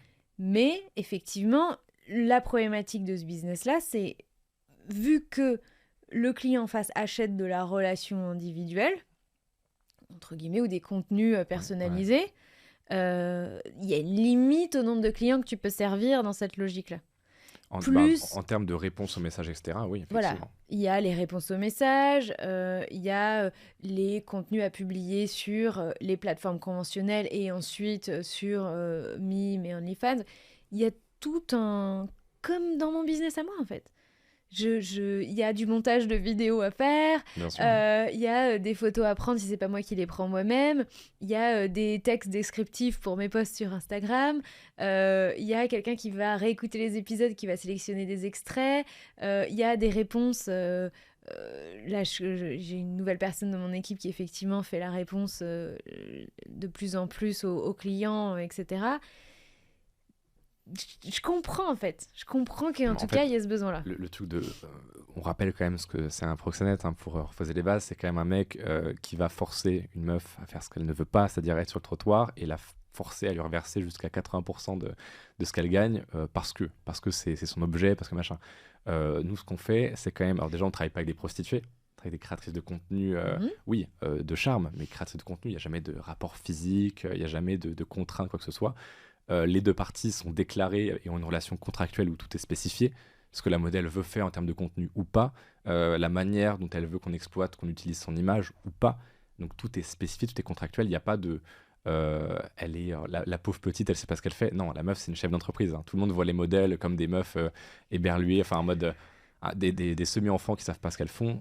Non. Alors C'est là des où je meufs suis qui sont d'accord avec très toi, c'est que... smart pour la plupart. Alors, en fait, c'est délicat parce que à la fois, soyons honnêtes, Manoa. Il y a de tout. Bah, bien sûr, mais comme dans toutes les industries, Oui, évidemment, ouais. voilà. Non, mais on peut pas résumer les créatrices de contenu, les modèles, à des businesswomen. Elles sont pas Pas toutes des businesswoman, non, businesswomen chef chevronnées. d'entreprise. Non, Non, mais c'est pas la même chose. tu vois, il y a des femmes qui ont besoin de cash Bien sûr. et qui ont ni forcément le background social, culturel, intellectuel et financier qui leur permet d'accéder à d'autres choses. Non, faut être honnête, il y a de tous les profils. Bien sûr, comme dans toutes les industries. Comme et puis dans l'industrie du porno, etc. aussi. Et puis, mais dans l'industrie de la prostitution aussi, hein. Il y a des femmes qui choisissent, qui vont faire ça un temps, qui vont bien le vivre. Il y a des femmes qui choisissent, Bien qui sûr, vont mal le vivre. Il y a des femmes qui le choisissent pas du tout et qui vont bien le vivre. Il y a des femmes qui choisissent pas du tout et qui vont mal le vivre. Enfin, il y a vraiment tous les cas de figure. Je pense que c'est difficile. Voilà, ce qui faut pas non plus se cacher derrière le discours de elles l'ont toutes choisi, elles kiffent ça, C'est pas ce que j'ai dit. et elles en font un plan de carrière. Alors, elles l'ont toutes choisi. Oui, globalement, enfin, quand même, personne les force à quoi que ce soit. Qu'on soit clair là-dessus. Non, mais ce que je veux dire, c'est qu'à aucun moment, pour défendre ma paroisse un petit peu. Je suis d'accord. Non, mais faut clarifier parce que ça reste le libre arbitre, le choix. bien sûr, non, mais parce que voilà. moi, là, je parle de ça. Il faut savoir qu'à chaque phrase, à chaque entre guillemets, signification sous-jacente, moi, je peux être taxé vraiment de proxénété. Je veux vraiment me détacher de ça parce que ça n'a rien à voir. Oui, évidemment qu'il y a tout, mais comme dans toutes les industries, etc. Mais encore une fois, moi, j'ai pris le parti depuis quand même pas mal de temps de ne jamais travailler avec une modèle qui n'était pas modèle avant qu'on se rencontre. Ok. Parce qu'effectivement... C'est ce que tu recommandes aussi dans ta formation? Oui, maintenant, largement. Okay. Ouais. Au début, j'étais en mode, effectivement, libre arbitre, chacun fait ce qu'il veut, mais c'est vrai qu'il y a trop un truc de, elle peut se lancer sur une pulsion, en mode, quelqu'un me promet des gains, etc. Je suis pas fan du truc. Maintenant, ce que je recommande depuis pas mal de temps, c'est ne collaborer qu'avec des modèles qui sont déjà modèles avant de nous avoir rencontrés. C'est-à-dire qu'en fait, qu'on soit là ou pas, la modèle, elle va être sur OnlyFans, elle va être sur Mime. C'est déjà le cas. Avant que nous, on intervienne, qu'on se rende compte qu'on bosse ensemble. Donc maintenant, c'est est-ce qu'elle veut être modèle à y passer 40 heures pour gagner 2-3 cas par mois, ou alors est-ce qu'elle va être modèle en bossant avec une agence, donc quand même le cœur de métier, c'est du marketing, de la conversion, où elle va bosser 3 heures par semaine pour peut-être 10, 20, 30 cas, parce que c'est des montants qui peuvent aller très vite avec des bons chatteurs. Les chatteurs, c'est ceux qui parlent au client final sous le ton de la modèle, donc à la place, entre guillemets, de la modèle. Bah voilà, est-ce que, encore une fois, son choix, elle l'a déjà fait. Donc le business, c'est toi, en tout cas, toi, tu vends des formations pour aider des gens à devenir manager de modèles. Exactement. Et le management, comme on l'a dit, donc c'est gérer tous les à côté, en fait, hors de la création de contenu originel de la modèle qui décide d'être sur OnlyFans ou Mime, etc. Et ça inclut le fait de discuter avec les clients. Oui, c'est ça qui rapporte 80% du chiffre d'affaires, en fait. Ok. Et c'est ça qui prend le plus de temps pour justifier notre rémunération. Et d'ailleurs, la rémunération, elle est de combien? Enfin, en tout cas, toi, tu la conseilles à combien 50-50, je trouve que c'est bien. Ok. 50, en fait, je pense que l'agence devrait être rémunérée beaucoup plus. Enfin, sincèrement, parce que quand tu as une bonne agence et que tu es modèle, à la fin, tu bosses plus, quoi. Enfin, tu bosses plus. Tu fais quelques photos, mais tu plus de chatting. Les vidéos, tu les fais en rafale selon ce que les scripts que tu as reçus de l'agence. Donc en fait, tu peux bosser vraiment un jour par mois et faire du 30-40 cas par mois. C'est vraiment indécent. C'est l'agence qui va se taper tout le taf de chatting, de stratégie, de repérer quel trend sur TikTok faire pour maximiser les vues, qui va faire le funnel de vente, les relances, comme en fait si tu avais un mec qui, demain, imagine, demain, tu as quelqu'un qui s'occupe de ta création de contenu, de ta fiscalité, de ta comptabilité. Tu as une seule personne, enfin une seule entité, de ton marketing, de tes emails, et en plus, ça marche très très bien. Justement, j'en cherche une. Bah, est-ce que tu comprendrais dans ton business la valeur d'une personne comme ça? Oui, une personne qui qui équivaut à 40 heures par semaine et qui est limite meilleure que toi parce que c'est son cœur de métier, le copywriting, tout. Elle fait tout. Est-ce que 50% du CA, ça serait honorable ou pas? Sachant qu'elle va peut-être le tripler, le quadrupler si ce n'est plus. Encore une fois, s'il est bon, c'est toujours la même chose. En fait, est-ce que tu préfères 100% d'un petit gâteau ou 50% Voilà. On est quand d'un même gros loin gâteau? on est quand même loin du proxénète qui te prend 80% pour te protéger. Non, mais ça retombe de la question du proxénétisme. Tu l'as traité, il faut il faut passer à autre chose aussi. Mais c'est un point que moi je dois traiter parce que sinon je Mais suis c'est sûr normal. que les commentaires Mais ça toi, va tu être... vas continuer à le traiter tout le temps. Parce que, bien en fait, sûr, évidemment, ouais. au-delà de est-ce que c'est légal, et je sais que, voilà, en plus, tu le publies, j'ai vu d'autres vidéos, etc. Effectivement, il y a l'activité en soi, telle qu'elle est bornée, sans contrainte, sur la modèle, etc., est une activité légale, qu'on se le dise. Mais je suis curieuse je suis curieuse de l'aspect moral, et c'est principalement là-dessus que je voulais t'interroger, c'est pour ça que je voulais te recevoir. Dans la mesure où il faut voir quand même le style que tu utilises sur ta page de vente. Et c'est là où je te vois là et je me dis, tu ne peux que attirer des mecs qui veulent du quick money, un peu sale, et qui seraient susceptibles d'être aussi un peu border sur leur pratique, quoi. En fait, t'as pas vu l'envers de la formation aussi, Bah donc non. je comprends. Non, mais je que- n'ai pas payé pour moi. C'est bien dommage. Et tu m'as pas donné accès à ta formation avant. Je suis pas sûre que j'aurais eu envie Je suis de pas me sûr que mettre t'aurais dedans. été fan Non, du business je en suis soi. pas sûre. Mais pour le coup, la formation est très carrée, quoi. C'est-à-dire que je suis pas là en mode acheter là. C'est même pas la question. C'est vraiment que dans le contenu, on apprend à se déclarer, à faire des contrats propres, à respecter la modèle, à machin, à ne surtout pas prendre de risques de dépassement de limite ou quoi que ce soit. C'est-à-dire que effectivement, les gens se lancent dedans pour la thune, comme Tu t'es dans fait accompagner, toutes les toi industries. Non. Enfin, j'ai acheté des formations. Non, je parle, pardon, pour ficeler ta formation, est-ce qu'à un moment donné, tu as consulté un juriste, un avocat, pour la partie contractuelle, etc. Parce que tout le monde prend des risques, en fait, dans cette histoire. Toi, tes clients, etc. Les modèles, mais comme tu dis, si elles étaient déjà modèles avant. Donc, c'est un truc que tu as borné vraiment avec... mais parce que sinon, c'est trop risqué. Sinon, c'est beaucoup trop risqué de faire ça sans barrière, sans protection juridique. En fait, un de tes risques, c'est d'onboarder des gens qui n'en ont rien à foutre avec les règles, de leur fournir des documents ou du contenu qui est pas complètement carré, et du coup que tu mettes plein de gens mal intentionnés dehors. Alors, et aussi que ça te retombe dessus. Pour le coup, j'ai mis un point d'honneur à ce que ça soit vraiment carré légalement et moralement, parce que même si les gens vont dire c'est pas moral, bah si, moi je trouve que c'est moral quand c'est bien fait. Tu vois ce que je t'expliquais juste avant, quand tu fais du bon taf, bah ouais, la meuf elle est déjà sur OnlyFans, tu as fait gagner plus en travaillant moins. Qu'est-ce qu'il y a d'immoral là-dedans? Donc oui, je me suis fait accompagner par un cabinet d'avocats pour que ça soit béton, que ce soit les contrats, les limites, etc. Et qu'est-ce que je voulais dire? Et oui, effectivement, par exemple, la partie où j'ai conseillé depuis pas mal de temps de ne plus bosser avec des meufs qui ne sont pas déjà modèles, c'est justement parce que pour moi, je considère que c'est beaucoup trop risqué. Enfin, pour moi, à mon sens, faire ça est beaucoup trop risqué lorsqu'on est une agence. Parce que t'es jamais sûr qu'effectivement, elle soit en pleine conscience de ce qu'elle fait au moment donné. Ce qui est étrange, hein, parce que ce serait un homme, il n'y aurait même pas de questions qui se poseraient, tu vois. Ça, c'est une différence de traitement moral, pour le coup, où on considère qu'une femme, elle peut être dans des moments de faiblesse et pas savoir ce qu'elle fait alors qu'elle est majeure et vaccinée, et un homme, on va jamais lui faire cette remarque-là, tu vois. Donc il y a pas mal de différences de traitement qui me font rire, mais pour le coup, oui, c'est une industrie qui est à risque, et quand tu fais pas les choses proprement, ça peut avoir des grosses conséquences. Et pour répondre à la question qui était celle de base, est-ce que t'as pas peur d'attirer tous les mecs qui veulent faire du get rich quick? Si. Évidemment, mais faut être honnête. Les mecs qui se lancent, ils sont pas là parce qu'ils veulent créer une agence, ça les amuse. C'est parce qu'ils veulent faire de la thune et que c'est, selon moi, la meilleure opportunité, quoi. Et donc, ces mecs-là, ils vont forcément se lancer dans l'OFM. Parce que je suis pas le seul à créer du contenu là-dessus. Parce qu'il y a des mecs qui apprennent apparemment la même chose. Et je t'invite à regarder les autres profils que les miens dans l'OFM. Ah, mais faut prier pour que je gagne beaucoup d'argent. Hein, parce que s'ils passent pas chez moi, ils passent chez eux. Et c'est des mecs de Dubaï où la formation, t'as pas de contrat, t'as pas de respecter les limites de la modèle, t'as pas de tu te déclares en France, c'est freestyle. Moi, il y a ça dans ma formation. Dans la formation, c'est vous créez une auto-entreprise, vous faites ce contrat-là, après vous créez une SARL ou une ESS selon machin.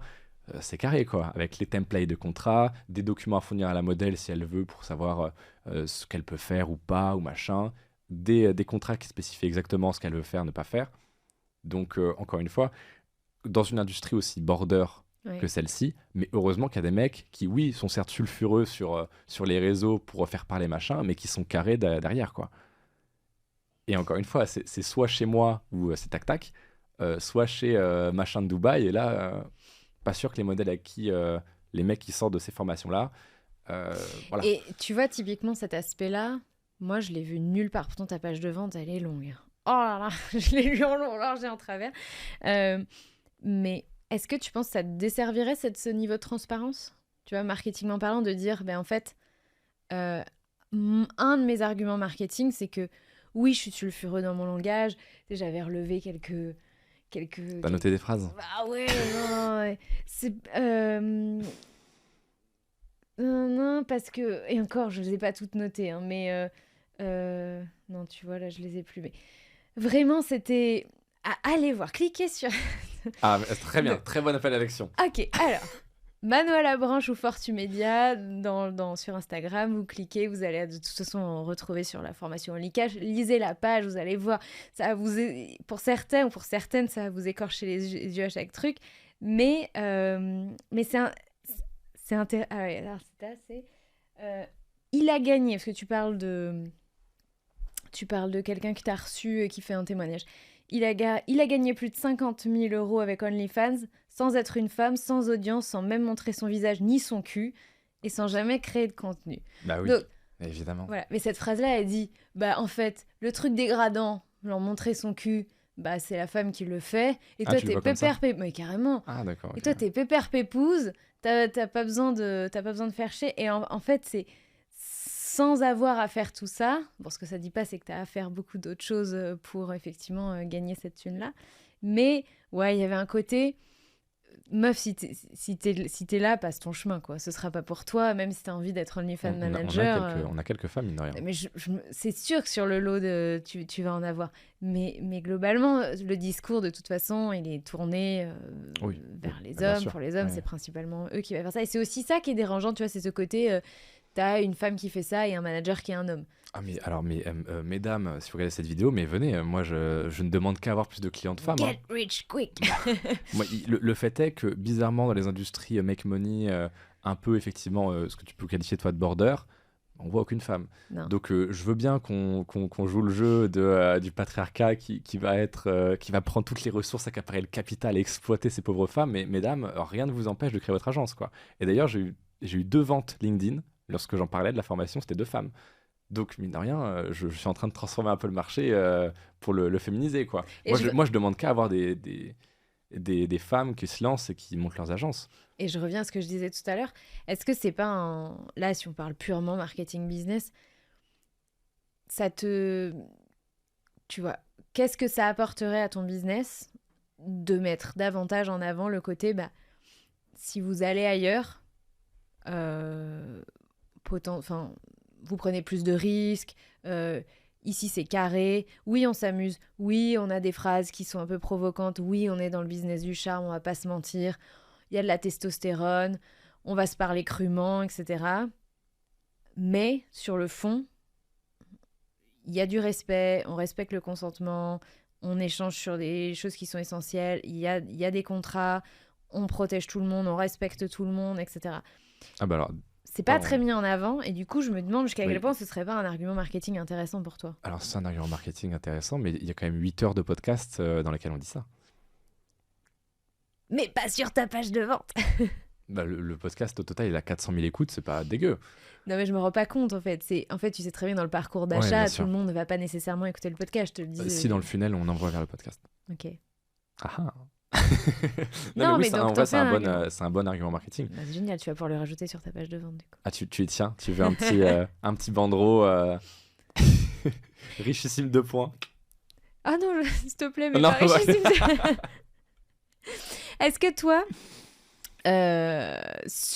toi, tu en fais du OnlyFans management? Ouais, avec mon associé Gaëtan, ouais. Ok.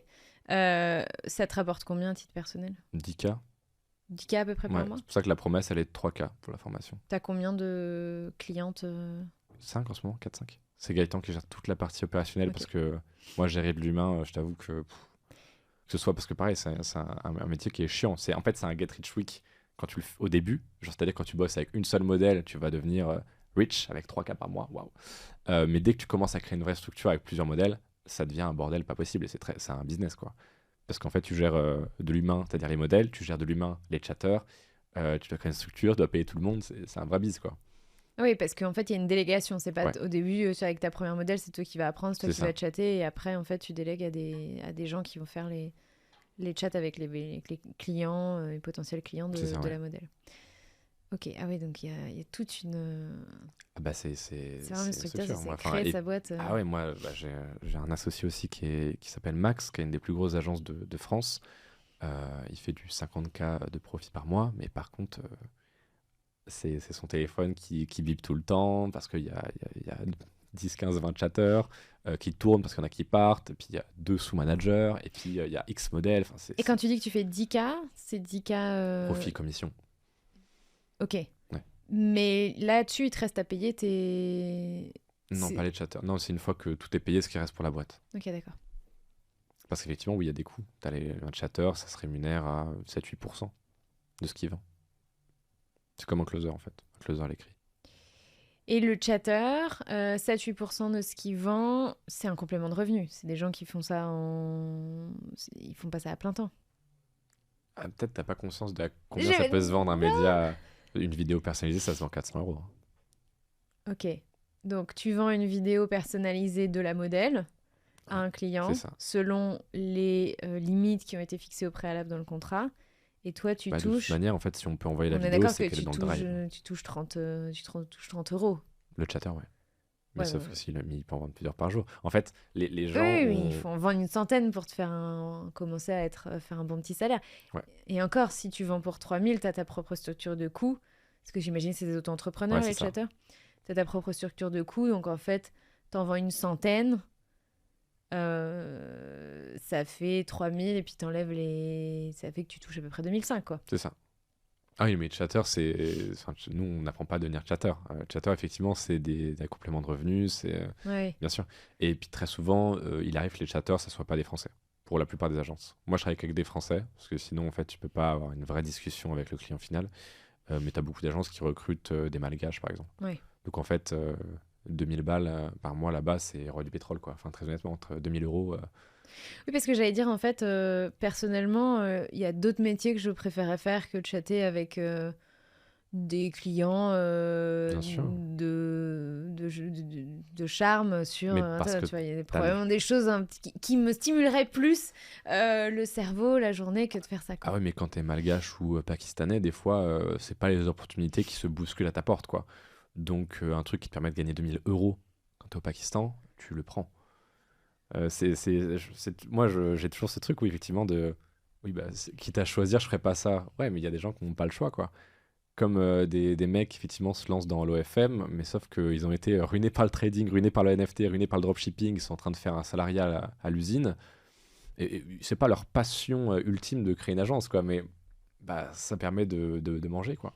Non, mais au final, tu vois, dès que tu commences à avoir une société, finalement, je me rends compte que ce qui était un get rich quick au début finit par devenir, tu vois, un business classique avec Ah ses oui, structures de coûts et, ah, bien euh, sûr.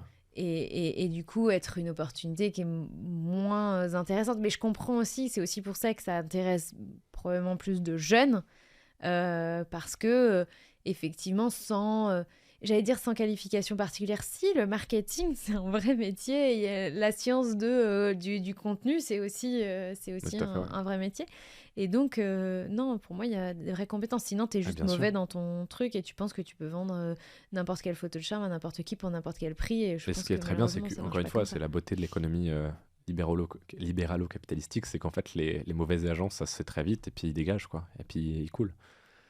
C'est qu'en fait, ça se sait, c'est pas un milieu qui est énorme non plus, et en fait, on sait très bien que bon, bah, cette agence, elle est pas réglo, bah, oui, mais sauf que ça se sait en quelques semaines, et elle coule, le marché fait très vite le tri, en fait. une agence qui va exploiter ses modèles et vendre de la merde aux clients en survendant les médias, en les vendant trop cher, en abusant de la description, parce que tu ne vois pas le média tant que tu l'as pas payé, donc en faussant un peu ce que tu vas vendre, ces agences-là, elles durent jamais très longtemps. C'est aussi ça qui est bien. Donc en fait, le marché s'épure et se purge très vite. Alors maintenant, plus question sur qu'est-ce que tu fais de toute cette thune que tu gagnes. Est-ce que tu disais que tu te sentais moins riche aujourd'hui Ouais, qu'il y a, tu vois, 3-4 ans, parce que ouais, c'est ça. j'imagine, tu as toute la structure de coût qui va avec le fait d'avoir développé un business, donc d'infoprenariat, parce qu'au final, en soi, le OFM, c'est une partie tout à fait mineure de tes Tout revenus, à fait, si ouais. je comprends bien. Euh, combien, combien tu gagnes toi aujourd'hui, enfin combien fait ta structure, je sais même pas si. Bah, Et surtout, qu'est-ce que tu fais de ton argent? Genre, est-ce que tu continues à le dépenser non. facilement comme tu le faisais à 15 ans? Non, du tout. Attends, du coup, il y a plusieurs questions. La première, combien je gagne? Bah, Fortune Media, ça doit faire du 60-70 par mois donc d'infoproduits. Ça, c'est un truc que les gens reprochent direct. Ah ouais, donc tu fais 10K avec l'OFM et 70 avec la formation. Bah ouais, mais n'empêche que je fais 10K avec l'OFM et que ma promesse, c'est faire 3K avec l'OFM. Donc que je gagne 10K ou 200K avec la formation, je fais toujours plus de 3K avec l'OFM pour pallier un petit peu les commentaires parce que je sais que ça va venir. Qu'est-ce que je fais de toute la thune? Je l'investis beaucoup. Euh, je prends de la private equity, on en parlait juste avant, dans des business d'infoproduits où en fait je mets peu de capital, c'est plus de l'apport en connaissances, accompagnement, conseil. Je prends de la private equity, j'ai investi 100K dans le Crayon, le groupe Le Crayon, Oui. donc avec les agences, etc. Et le gros projet, c'est le SaaS. Parce qu'en fait, une fois que tu as... C'est-à-dire, parce que moi, tu m'en as parlé tout à l'heure, mais. Bah, en gros, là, si on totalise toutes mes boîtes d'infoproduits, euh, t'as Force Media qui fait du voilà, 60-70, qui est très 4L, c'est-à-dire que j'ai une community manageuse, point. En termes de coût, du coup, c'est un profit de malade, quoi. Il n'y a, pas- y a, Hmm. pas de, y a pas de publicité, etc. Ensuite, j'ai une autre boîte d'infoproduits qui fait 20-25 selon les mois, dont j'ai 20%. C'est pas énorme, mais voilà. Je vais en avoir une troisième qui fait à peu près 10K. Donc voilà, j'ai un petit empire d'infoproduits qui fait juste du cash flow. Ok. Donc tu Et prends des parts dans c'est des ça. boîtes qui font. Et t'apportes quoi en échange de ces parts? Bah en fait, j'apprends la méthode que j'ai peaufinée avec un gros produit, une grosse offre, un positionnement clair et puis du trafic qui vient. Et en fait, je réplique la méthode dans d'autres industries. Et tu as le rôle de mentor pour ces C'est un peu ça, ouais. infopreneurs-là? Ok, d'accord. Parce que tu fais C'est un peu ça. tu fais pas du done for you Non, ou tu as des équipes qui font. non, Non, c'est plus du conseil. Enfin, tu donnes de ton temps c'est ça. pour aider la boîte à performer et t'es rémunéré exclusivement Sur le dividende, ouais. sur les dividendes. Donc, c'est même pas. Enfin, Non. c'est pas au succès, c'est juste sur la valorisation de. Bah, la Enfin, non, variation, non, le résultat net, non, le quoi. Et ce résultat qu'on net, décide de effectivement. sortir Ouais. en dividende. Donc, ouais, moi, je trouve ça assez fair. Parce qu'en plus, ils prennent des salaires, etc. Donc, tu vois, enfin, je les spoilie pas du tout, quoi. Donc j'ai ça et en fait bah, ça c'est des business à cash flow donc c'est bien marrant, ça fait vivre, c'est cool, ça paye le McDo comme dirait un de mes amis. C'est un bon gros McDo quand même. Mais et ensuite bah voilà, projet long terme, faut chercher de la valorisation. Donc private equity dans le Crayon par exemple. Et sinon le gros projet c'est le SaaS où bah voilà, j'ai la formation qui forme les managers, les futures agences. On a créé la formation avec une associée qui est une modèle qui apprend aux femmes à devenir modèle OnlyFans. Ça serait quand même sympa qu'il y ait un SaaS au milieu qui, par exemple, serait. Par exemple, hein, Pour un. simplifier, ça, c'est le logiciel en ligne. Ouais, On va simplifier bah voilà, je suis en pour train ceux de qui sont pas créer. du milieu. Je suis en train de créer une plateforme qui est concurrente pardon, à Mime OnlyFans, mais qui est optimisée pour les agences. Et donc, du coup, là, en fait, on a un écosystème qui s'auto-nourrit et qui peut avoir une valorisation de dingue. Parce que d'un côté, on a toutes les agences qui sortent formées, sérieuses, machin. En face, on a des modèles qui sont en mode bah voilà, moi je veux faire ça, j'ai choisi de me former en plus, donc c'est pas une pulsion de ouais, j'accepte parce que c'est un get rich quick, c'est je me suis formé, j'ai voulu apprendre en tant que vrai métier. Déjà, on met en relation les deux, et si on les met en relation sur notre propre plateforme et qu'on prend un fee qui sera moindre que Mime OnlyFans sur tout ça, en termes de valorisation, c'est délirant. Et là, tu vas chercher des dizaines de millions, quoi. Ah bah oui. Tu le fais tout seul ce projet-là ou Non, t'es en association? j'ai un associé qui est Max, qui est la plus grosse agence OnlyFans. Pareil, encore une fois, écosystème. Mais Et t'as un partenaire tech sur. ouais, j'ai pris une agence Ah, parisienne qui ok. sont très très bons. Je suis T'es très pas un content. associé, Non. c'est. Ok.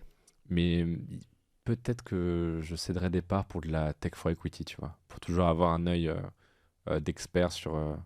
sur la structure tech, dev, pure et dure. Parce que je sais que voilà, moi, si j'avais dû apprendre à coder, un machin, c'est tombé. Du coup, j'ai pris les meilleurs, j'avais plusieurs devis, et j'ai pris le plus cher. Parce que je me suis dit, en fait, soit t'y vas pas, soit t'y vas, mais tu mets les moyens et tu prends des gens vraiment, vraiment bons. Et t'as toujours cette tentation, bah, allez, je vais faire un peu plus cheap. Ah, un peu plus cheap. Et j'ai fait, non, non, pour ce projet-là, en fait, c'est trop gros pour. Parce que vraiment, ça peut rapporter des millions, quoi. Moi, j'ai toujours ce rêve-là de m'acheter un château un jour. Je sais que ça va payer le château, quoi, au moins. Mais c'est marrant parce que ça rejoint notre conversation tout à l'heure. Euh, on parle de montants qui sont énormes, mais il faut comprendre que pour toi comme pour moi, parce qu'on a l'ambition de développer nos boîtes, de créer vraiment des gros écosystèmes, et puis de faire x10, x20, x30 sur les sommes dont on parle, on est un constant investissement.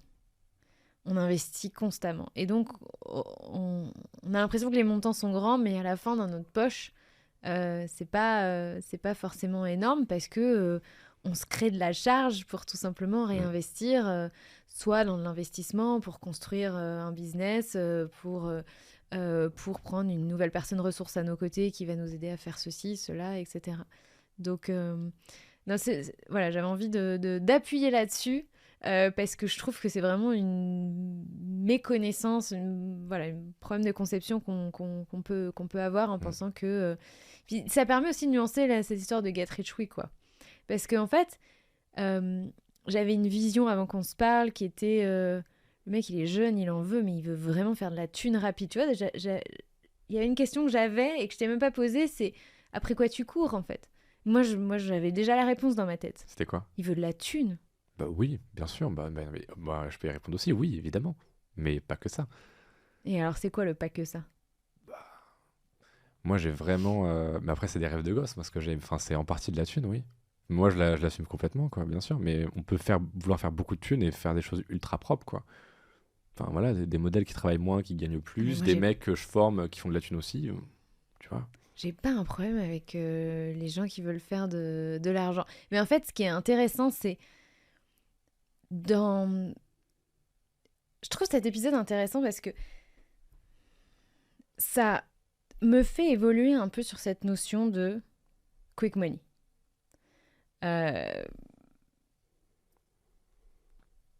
C'est possible de faire du quick money. Bien sûr, oui. Ça va juste pas durer. Est-ce qu'on est d'accord à peu près là-dessus? Est-ce que tu penses que c'est possible ou pas? En fait, c'est comme s'il fallait toujours aller chercher. Il faut toujours aller chercher quelque chose de nouveau si tu veux faire du quick money. Ouais, je suis d'accord. Et je suis pas sûre qu'il y avait cette nuance jusqu'à présent. Parce que le discours que j'ai plutôt soutenu jusqu'à présent et que je trouve plus sage à soutenir, la plupart du temps, c'est si vous pensez que vous pouvez faire de l'argent facilement, vous vous trompez, ça n'existe pas. Ça demande souvent du travail, etc. Finalement, tu nous dis, oui, il y a de l'argent sur la table avec l'OFM, mais il y a quand même du travail. En fait, tu travailles pour la modèle CA. En fait, tu la décharges de son temps. Mais t'es son employé, limite. Mais oui. C'est ça qu'il faut comprendre, c'est que tout le monde voit en mode le méchant proxénète et la pauvre modèle. Non, c'est la modèle qui est société capitalistique, qui a ses droits à l'image, qui a la plateforme, qui a machin, qui nous paye. Donc c'est nous qui travaillons pour elle. En fait, tu as juste créé une agence, mais c'est juste tu l'as créée dans une niche qui est plus porteuse financièrement parlant. Donc qui te permet de gagner plus d'argent que peut-être sur d'autres choses, comme une agence de copywriting. C'est du SMMA. SMMA? Social Media Marketing Agency. Enfin, vraiment du prestation de service, quoi, comme une agence de site web, une agence de marketing. C'est ça qui est génial. Au final, c'est un business hyper banal. Oui, bien sûr. Et en fait, le seul truc qui te permet de gagner de l'argent plus vite, c'est parce que effectivement, c'est une verticale dans laquelle il y a plus d'argent à faire, où les gens sont prêts à payer. Là où je te rejoins, je suis désolé, je te coupe, mais parce que c'est super intéressant. Lorsque tu as dit, en fait, il n'y a pas de get rich quick, en fait, à tout gain rapide, il y a forcément un coût réputationnel, etc. Tu vois, enfin, les mecs qui ont fait des scams NFT, crypto il y a quelques années, voilà, on s'en souvient encore, quoi. Et oui, effectivement, là, moi, par exemple, cette industrie-là, il y a quand même un coût. Même quand tu fais les choses bien propres, carrées, que tu es juste une agence dans un domaine sulfureux, moi, par exemple, j'ai quand même associé ma gueule à vie avec OnlyFans. c'est un risque Oui. de sacrifice social, par exemple, tu vois. Alors moi, je le gère Je très me dis que bien, ça peut être plus compliqué bien sûr. à, Ah à, bah, va te faire à embaucher dans un date, truc ouais, ou même à dater, hein. Ah bah oui, forcément. Je pense que ça te crée pas une image du genre idéal. Non, clairement pas, non. Non, non, non. Tu vois, si t'as des standards, enfin voilà, si tes standards de dating sont Bien pas sûr. les femmes avec lesquelles tu travailles, il y a des chances que ça heurte. Déjà, là, les femmes que tu rencontres, puis alors la belle famille, j'en parle même pas. Mais bien sûr. Mais voilà, ça, par exemple, c'est un C'est un coup, c'est sacrifice, un tu vois. vrai coup. Ouais, C'est un tout à coût. fait. Moi, je suis totalement OK avec. Parce que pareil, encore une fois, vu que je fais les choses bien, j'ai quand même beaucoup plus de bénéfices que de coûts, enfin de sacrifices, quoi. Et même en fait, le sacrifice social, pareil, quand j'ai débarqué sur LinkedIn, alors c'était le proxénète, le machin et tout. J'ai fait une soirée networking il n'y a pas longtemps. T'as plein de mecs qui sont venus me voir de LinkedIn en plus, qui m'avaient connu sur LinkedIn. Ah ouais, bon, j'ai pas osé commenter, mais j'adore ce que tu fais, et puis franchement, c'est super smart, et puis on voit que tu le fais de manière pro. Et donc en fait, il y a quand même une grosse hypocrisie. Et en fait, globalement, dès que tu dépasses Internet, tous les gens sont en mode, bah en vrai, ouais, non, je comprends. Dès que tu leur expliques un peu aussi de quoi il en est, de quoi il en retourne vraiment, Hmm. quoi. Non, donc à chaque, si vous voulez vous enrichir rapidement, il y a un coût, c'est ça que je retiens. Et le deuxième, c'est qu'effectivement, il y a pas ou peu de domaines dans lesquels tu peux t'enrichir rapidement qui Non. durent à vie. À un moment donné, ça va s'épuiser. Probablement qu'on gagnait plus en dropshipping au début Ouais. qu'aujourd'hui. Euh, Qu'est-ce que c'est que cet autre truc, je ne me rappelle plus, c'est quoi le terme la vente par pyramide, là. Système de Ponzi. Ouais, non, mais là, c'est Ah, le vraiment... MLM. Voilà, Oui, bah c'est on n'est pas pareil. loin. Ouais, j'imagine qu'au début, ça marchait mieux. Même l'infoprenariat, en fait, l'infoproduit, ça marchait mieux il y a Ouais. 10 ans. Et les gens qui l'ont fait il y a 10 ans galèrent plus aujourd'hui, où tu as besoin de déployer beaucoup plus de moyens humains Ouais. ou financiers aujourd'hui pour faire les mêmes volumes de ventes que tu faisais beaucoup plus Ou les facilement mêmes il y a marges, 5 ou ouais. 10 ans. Ouais. Donc, donc effectivement, ce qui était valable hier n'est pas valable aujourd'hui. Et encore une fois, il y aura toujours des nouvelles niches dans lesquelles on peut faire de l'argent plus rapidement. Faut y être. Il y a des gens qui se sont enrichis très rapidement avec le Mm. Bitcoin. Avec le Bitcoin, pardon. Il y a eu un effet chance. Si tu es passé après ou si tu as voulu continuer à en croire en ta chance, bah des fois, tu l'as payé le prix fort. Mm. Mais moi, je trouve que c'est plus rentable de jouer long terme, quoi, tu vois. Genre pareil, bah, c'est ce que je te disais tout à l'heure, les agences qui essaient de get rich quick trop vite, trop rapidement, et en vendant des médias qui correspondent pas à leur description, etc. En fait, très vite, les modèles veulent plus bosser avec, ils se font jarter, ils sont de mauvaise réputation, donc c'est aussi très bien, tu vois, ceux qui veulent grid trop rapidement, bah, ils sont éjectés du marché, et en fait, les agences sérieuses qui font des trucs propres, bah, sur le long terme, elles se font recommander, tout le monde a envie de bosser avec elles, donc c'est plus rentable, je trouve, d'être honnête, tu vois, mine de rien. Donc, t'as quoi comme style de vie aujourd'hui? J'alterne entre des périodes très simples où je suis dans une chambre, je ne dépense rien, je fais pas grand chose à part juste, je sais pas, écrire du contenu, me marrer, regarder Netflix, et des périodes où c'est full lifestyle. Par exemple, tu vois, je vais pas dépenser comme un connard en boîte, tu vois. Sauf une fois où je vais le faire, mais par contre, ça va être full marketing, ça va être avec tous mes potes entrepreneurs qui m'ont aidé un Pourquoi moment, tu vois. comme un connard? Parce que je suis pas fan du truc.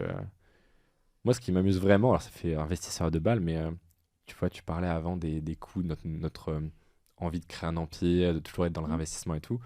Moi, j'ai toujours été, ça date d'il y a longtemps, c'était quand mon grand-père et moi on jouait au Monopoly, il me défonçait tout le temps. Moi, je comprenais pas, tu vois, parce que moi, je sauvegardais mon argent tout le temps, et puis du coup, je passais à la case départ, et puis je prenais mes 200 balles, et je sais, bah, en fait, c'est celui qui aura le plus de cash qui gagnera, tu vois. De la même manière que moi, il y a un an et demi, j'étais en mode, bah, j'ai 500, presque 500 000 euros de trésorerie, j'ai gagné, tu vois, je suis en train de comprendre, je stocke du pognon. Et en fait, il me défonçait parce que lui, il était ultra short en termes de trésor. Mais par contre, dès le 10e tour, il avait tous les actifs. Putain, mon mec fait la même chose. Donc, il me défonçait. Et c'est comme ça que j'ai compris le truc du, bah, en fait, le cash, quand tu as une inflation réelle à 15%, quand tu as bah, les impôts, les charges, les machins, en fait, stack de la trésorerie, ça n'a aucun sens. Et là, je préfère 1000 fois. Là, j'ai cramé, je suis en train de cramer au total, je vais cramer les 2 tiers de ma trésor. Donc, heureusement, vu que j'ai des rentrées, ça s'équilibre et c'est toujours en positif. Euh, mais parce que je vais avoir des actifs, que ce soit la private equity dans le crayon, voilà, j'ai mis 100K, je pense de base, aujourd'hui, ça en vaut déjà le double, quoi. Et par exemple, bah voilà, la plateforme, ça me coûte une blinde, mais une blinde. C'est-à-dire que tous les mois, même si je suis toujours en positif, je serre les fesses parce que ça coûte une blinde, les devs. Hmm. Puis il y en a 4 full-time. Voilà, je le sens passer. Mais du coup, après, j'aurai un actif qui m'aura cramé 204 trésoreries. Chouin, quoi. Mais par contre, c'est un truc qui va avoir une valorisation de malade, quoi. Donc moi, je suis full actif, quoi. Je m'amuse beaucoup plus à acheter des trucs qui me rapportent de l'argent, des equity, des machins, que dépenser en lifestyle, même si des voyages, c'est quand même sympa. Mais tu vois, au début, j'avais acheté 3 montres un peu de luxe, 3 Rolex. Je suis très content de les avoir achetées, mais j'en rachèterai pas d'autres, quoi. Avoir un bon moment, en tout cas. Mais Parce du coup, que- tu vois, quand tu disais tout à l'heure, mais moi je veux de la thune, en fait je cours après ça et je l'assume, elle te sert à quoi ta thune? Ah non, c'est d'autres trucs. Ouais, C'est trop marrant. Bah, j'ai le château moi qui est vraiment mon objectif, c'est pour ça que ouais, je c'est veux un cool. château. La thune pour la thune, non, pas trop. Euh, pour le château, mais aussi parce que ça permet de lancer d'autres trucs, d'acquérir des actifs. Enfin, moi, je trouve ça vraiment marrant, quoi. Je le vois vraiment comme un Monopoly, quoi. Donc, c'est pas la thune pour la thune, quoi. Mais quand tu penses, ce jeu il est génial. Mais il est trop drôle. Et il y a un autre jeu auquel qui y ressemble, mais le jeu de Robert Kiyosaki de Père riche, Père pauvre, le jeu du cash flow. Ouais, c'est ça, un cadre de cash flow. Ouais, c'est intéressant parce qu'on est sur. Tu joues avec ta trésorerie. Et visiblement, pour ton grand-père, ça lui réussissait. Mais en vrai, il y a aussi des scénarios où tu es tellement short au niveau du trésorerie que, en fait, si tu joues mal avec ta trésorerie, et c'est vraiment un beau parallèle avec la vie, hein, la vie d'entrepreneur, tu joues avec ton cash flow. Il y a des moments où tu vas prendre des risques. Tes risques sont pas très très bien calculés. Si tu prends 0 risque, tu vas stagner. Voilà, ça va être sympa, tranquillou, pépère. Si tu prends un niveau de risque qui est mal calculé, etc., bah en fait, du jour au lendemain, ta boîte, elle peut partir au tapis, ou effectivement, tu peux faire x10. C'est le jeu de l'entrepreneur, je le trouve assez passionnant, en fait. Mais surtout que moi, j'ai toujours ce truc de qu'est-ce que tu vas dire à tes petits-enfants, tu vois. Ça peut paraître étrange et paradoxal vu mon industrie, mais mine de rien, moi, je me marre, quoi. Je me marre en faisant les choses proprement, hein. C'est pas en mode je me marre, j'en ai rien à foutre. Non, je suis très carré dans ce que je fais. Mais bien sûr que ça me fait rire quand je fais une vidéo Reels avec une modèle et que t'as tout le monde qui gueule parce qu'ils supportent pas. Mais évidemment que ça me fait marrer. Et évidemment que quand on me dit, ah ouais, tu sais qu'on est dans des soirées networking, t'as tout le monde, oui, alors moi j'ai un incubateur, oui, mais là. Ouais, moi j'ai une agence OnlyFans. Comment ça? Ça me fait marrer, tu vois. Et évidemment que en combien de temps je pourrai des petits-enfants? Dans 50 ans, tu vois. Mais évidemment que j'aurais envie de raconter une histoire en mode, bah là, en fait, j'avais le choix entre vivre tranquille sur ma trésor, puis tout investir dans bourse, et puis pépère, machin. Non, j'ai fait quasiment tapis. J'ai investi 300K en séminaire, en private equity, et dans une plateforme, je savais même pas si elle allait marcher. Et puis au final, ça m'a fait 10 millions, quoi. Mais évidemment que l'histoire est 1000 fois plus belle, quoi. Oui, j'ai stocké de la trésorerie, j'ai attendu. Waouh, c'est une super histoire. Enfin, c'est horrible, tu vois. Moi, je suis d'accord avec toi, c'est un jeu, c'est trop drôle.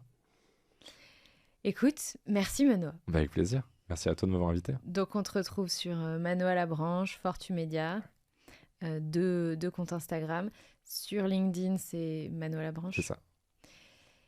Et puis, écoutez, si vous avez envie d'être curieux, hein, vous cliquez sur le Linktree sur l'Instagram et puis vous lisez la page de vente de 40 pages. Ouais, alors là, prévoyez au moins 1 heure devant vous pour lire la page de vente ou la scroller. Et puis à un moment donné, vous verrez des boutons, mais ils sont vraiment très loin dans la page de vente. Je serais curieux de savoir si ça convertit bien d'ailleurs ce type de page de vente. Ça convertit à 2%, je crois. À 1 ou 2%, mais sur un gros volume et pour un produit à 1000 euros, quoi. Ouais, je me rends pas compte. Full organique, donc ça va. Merci. Merci à toi.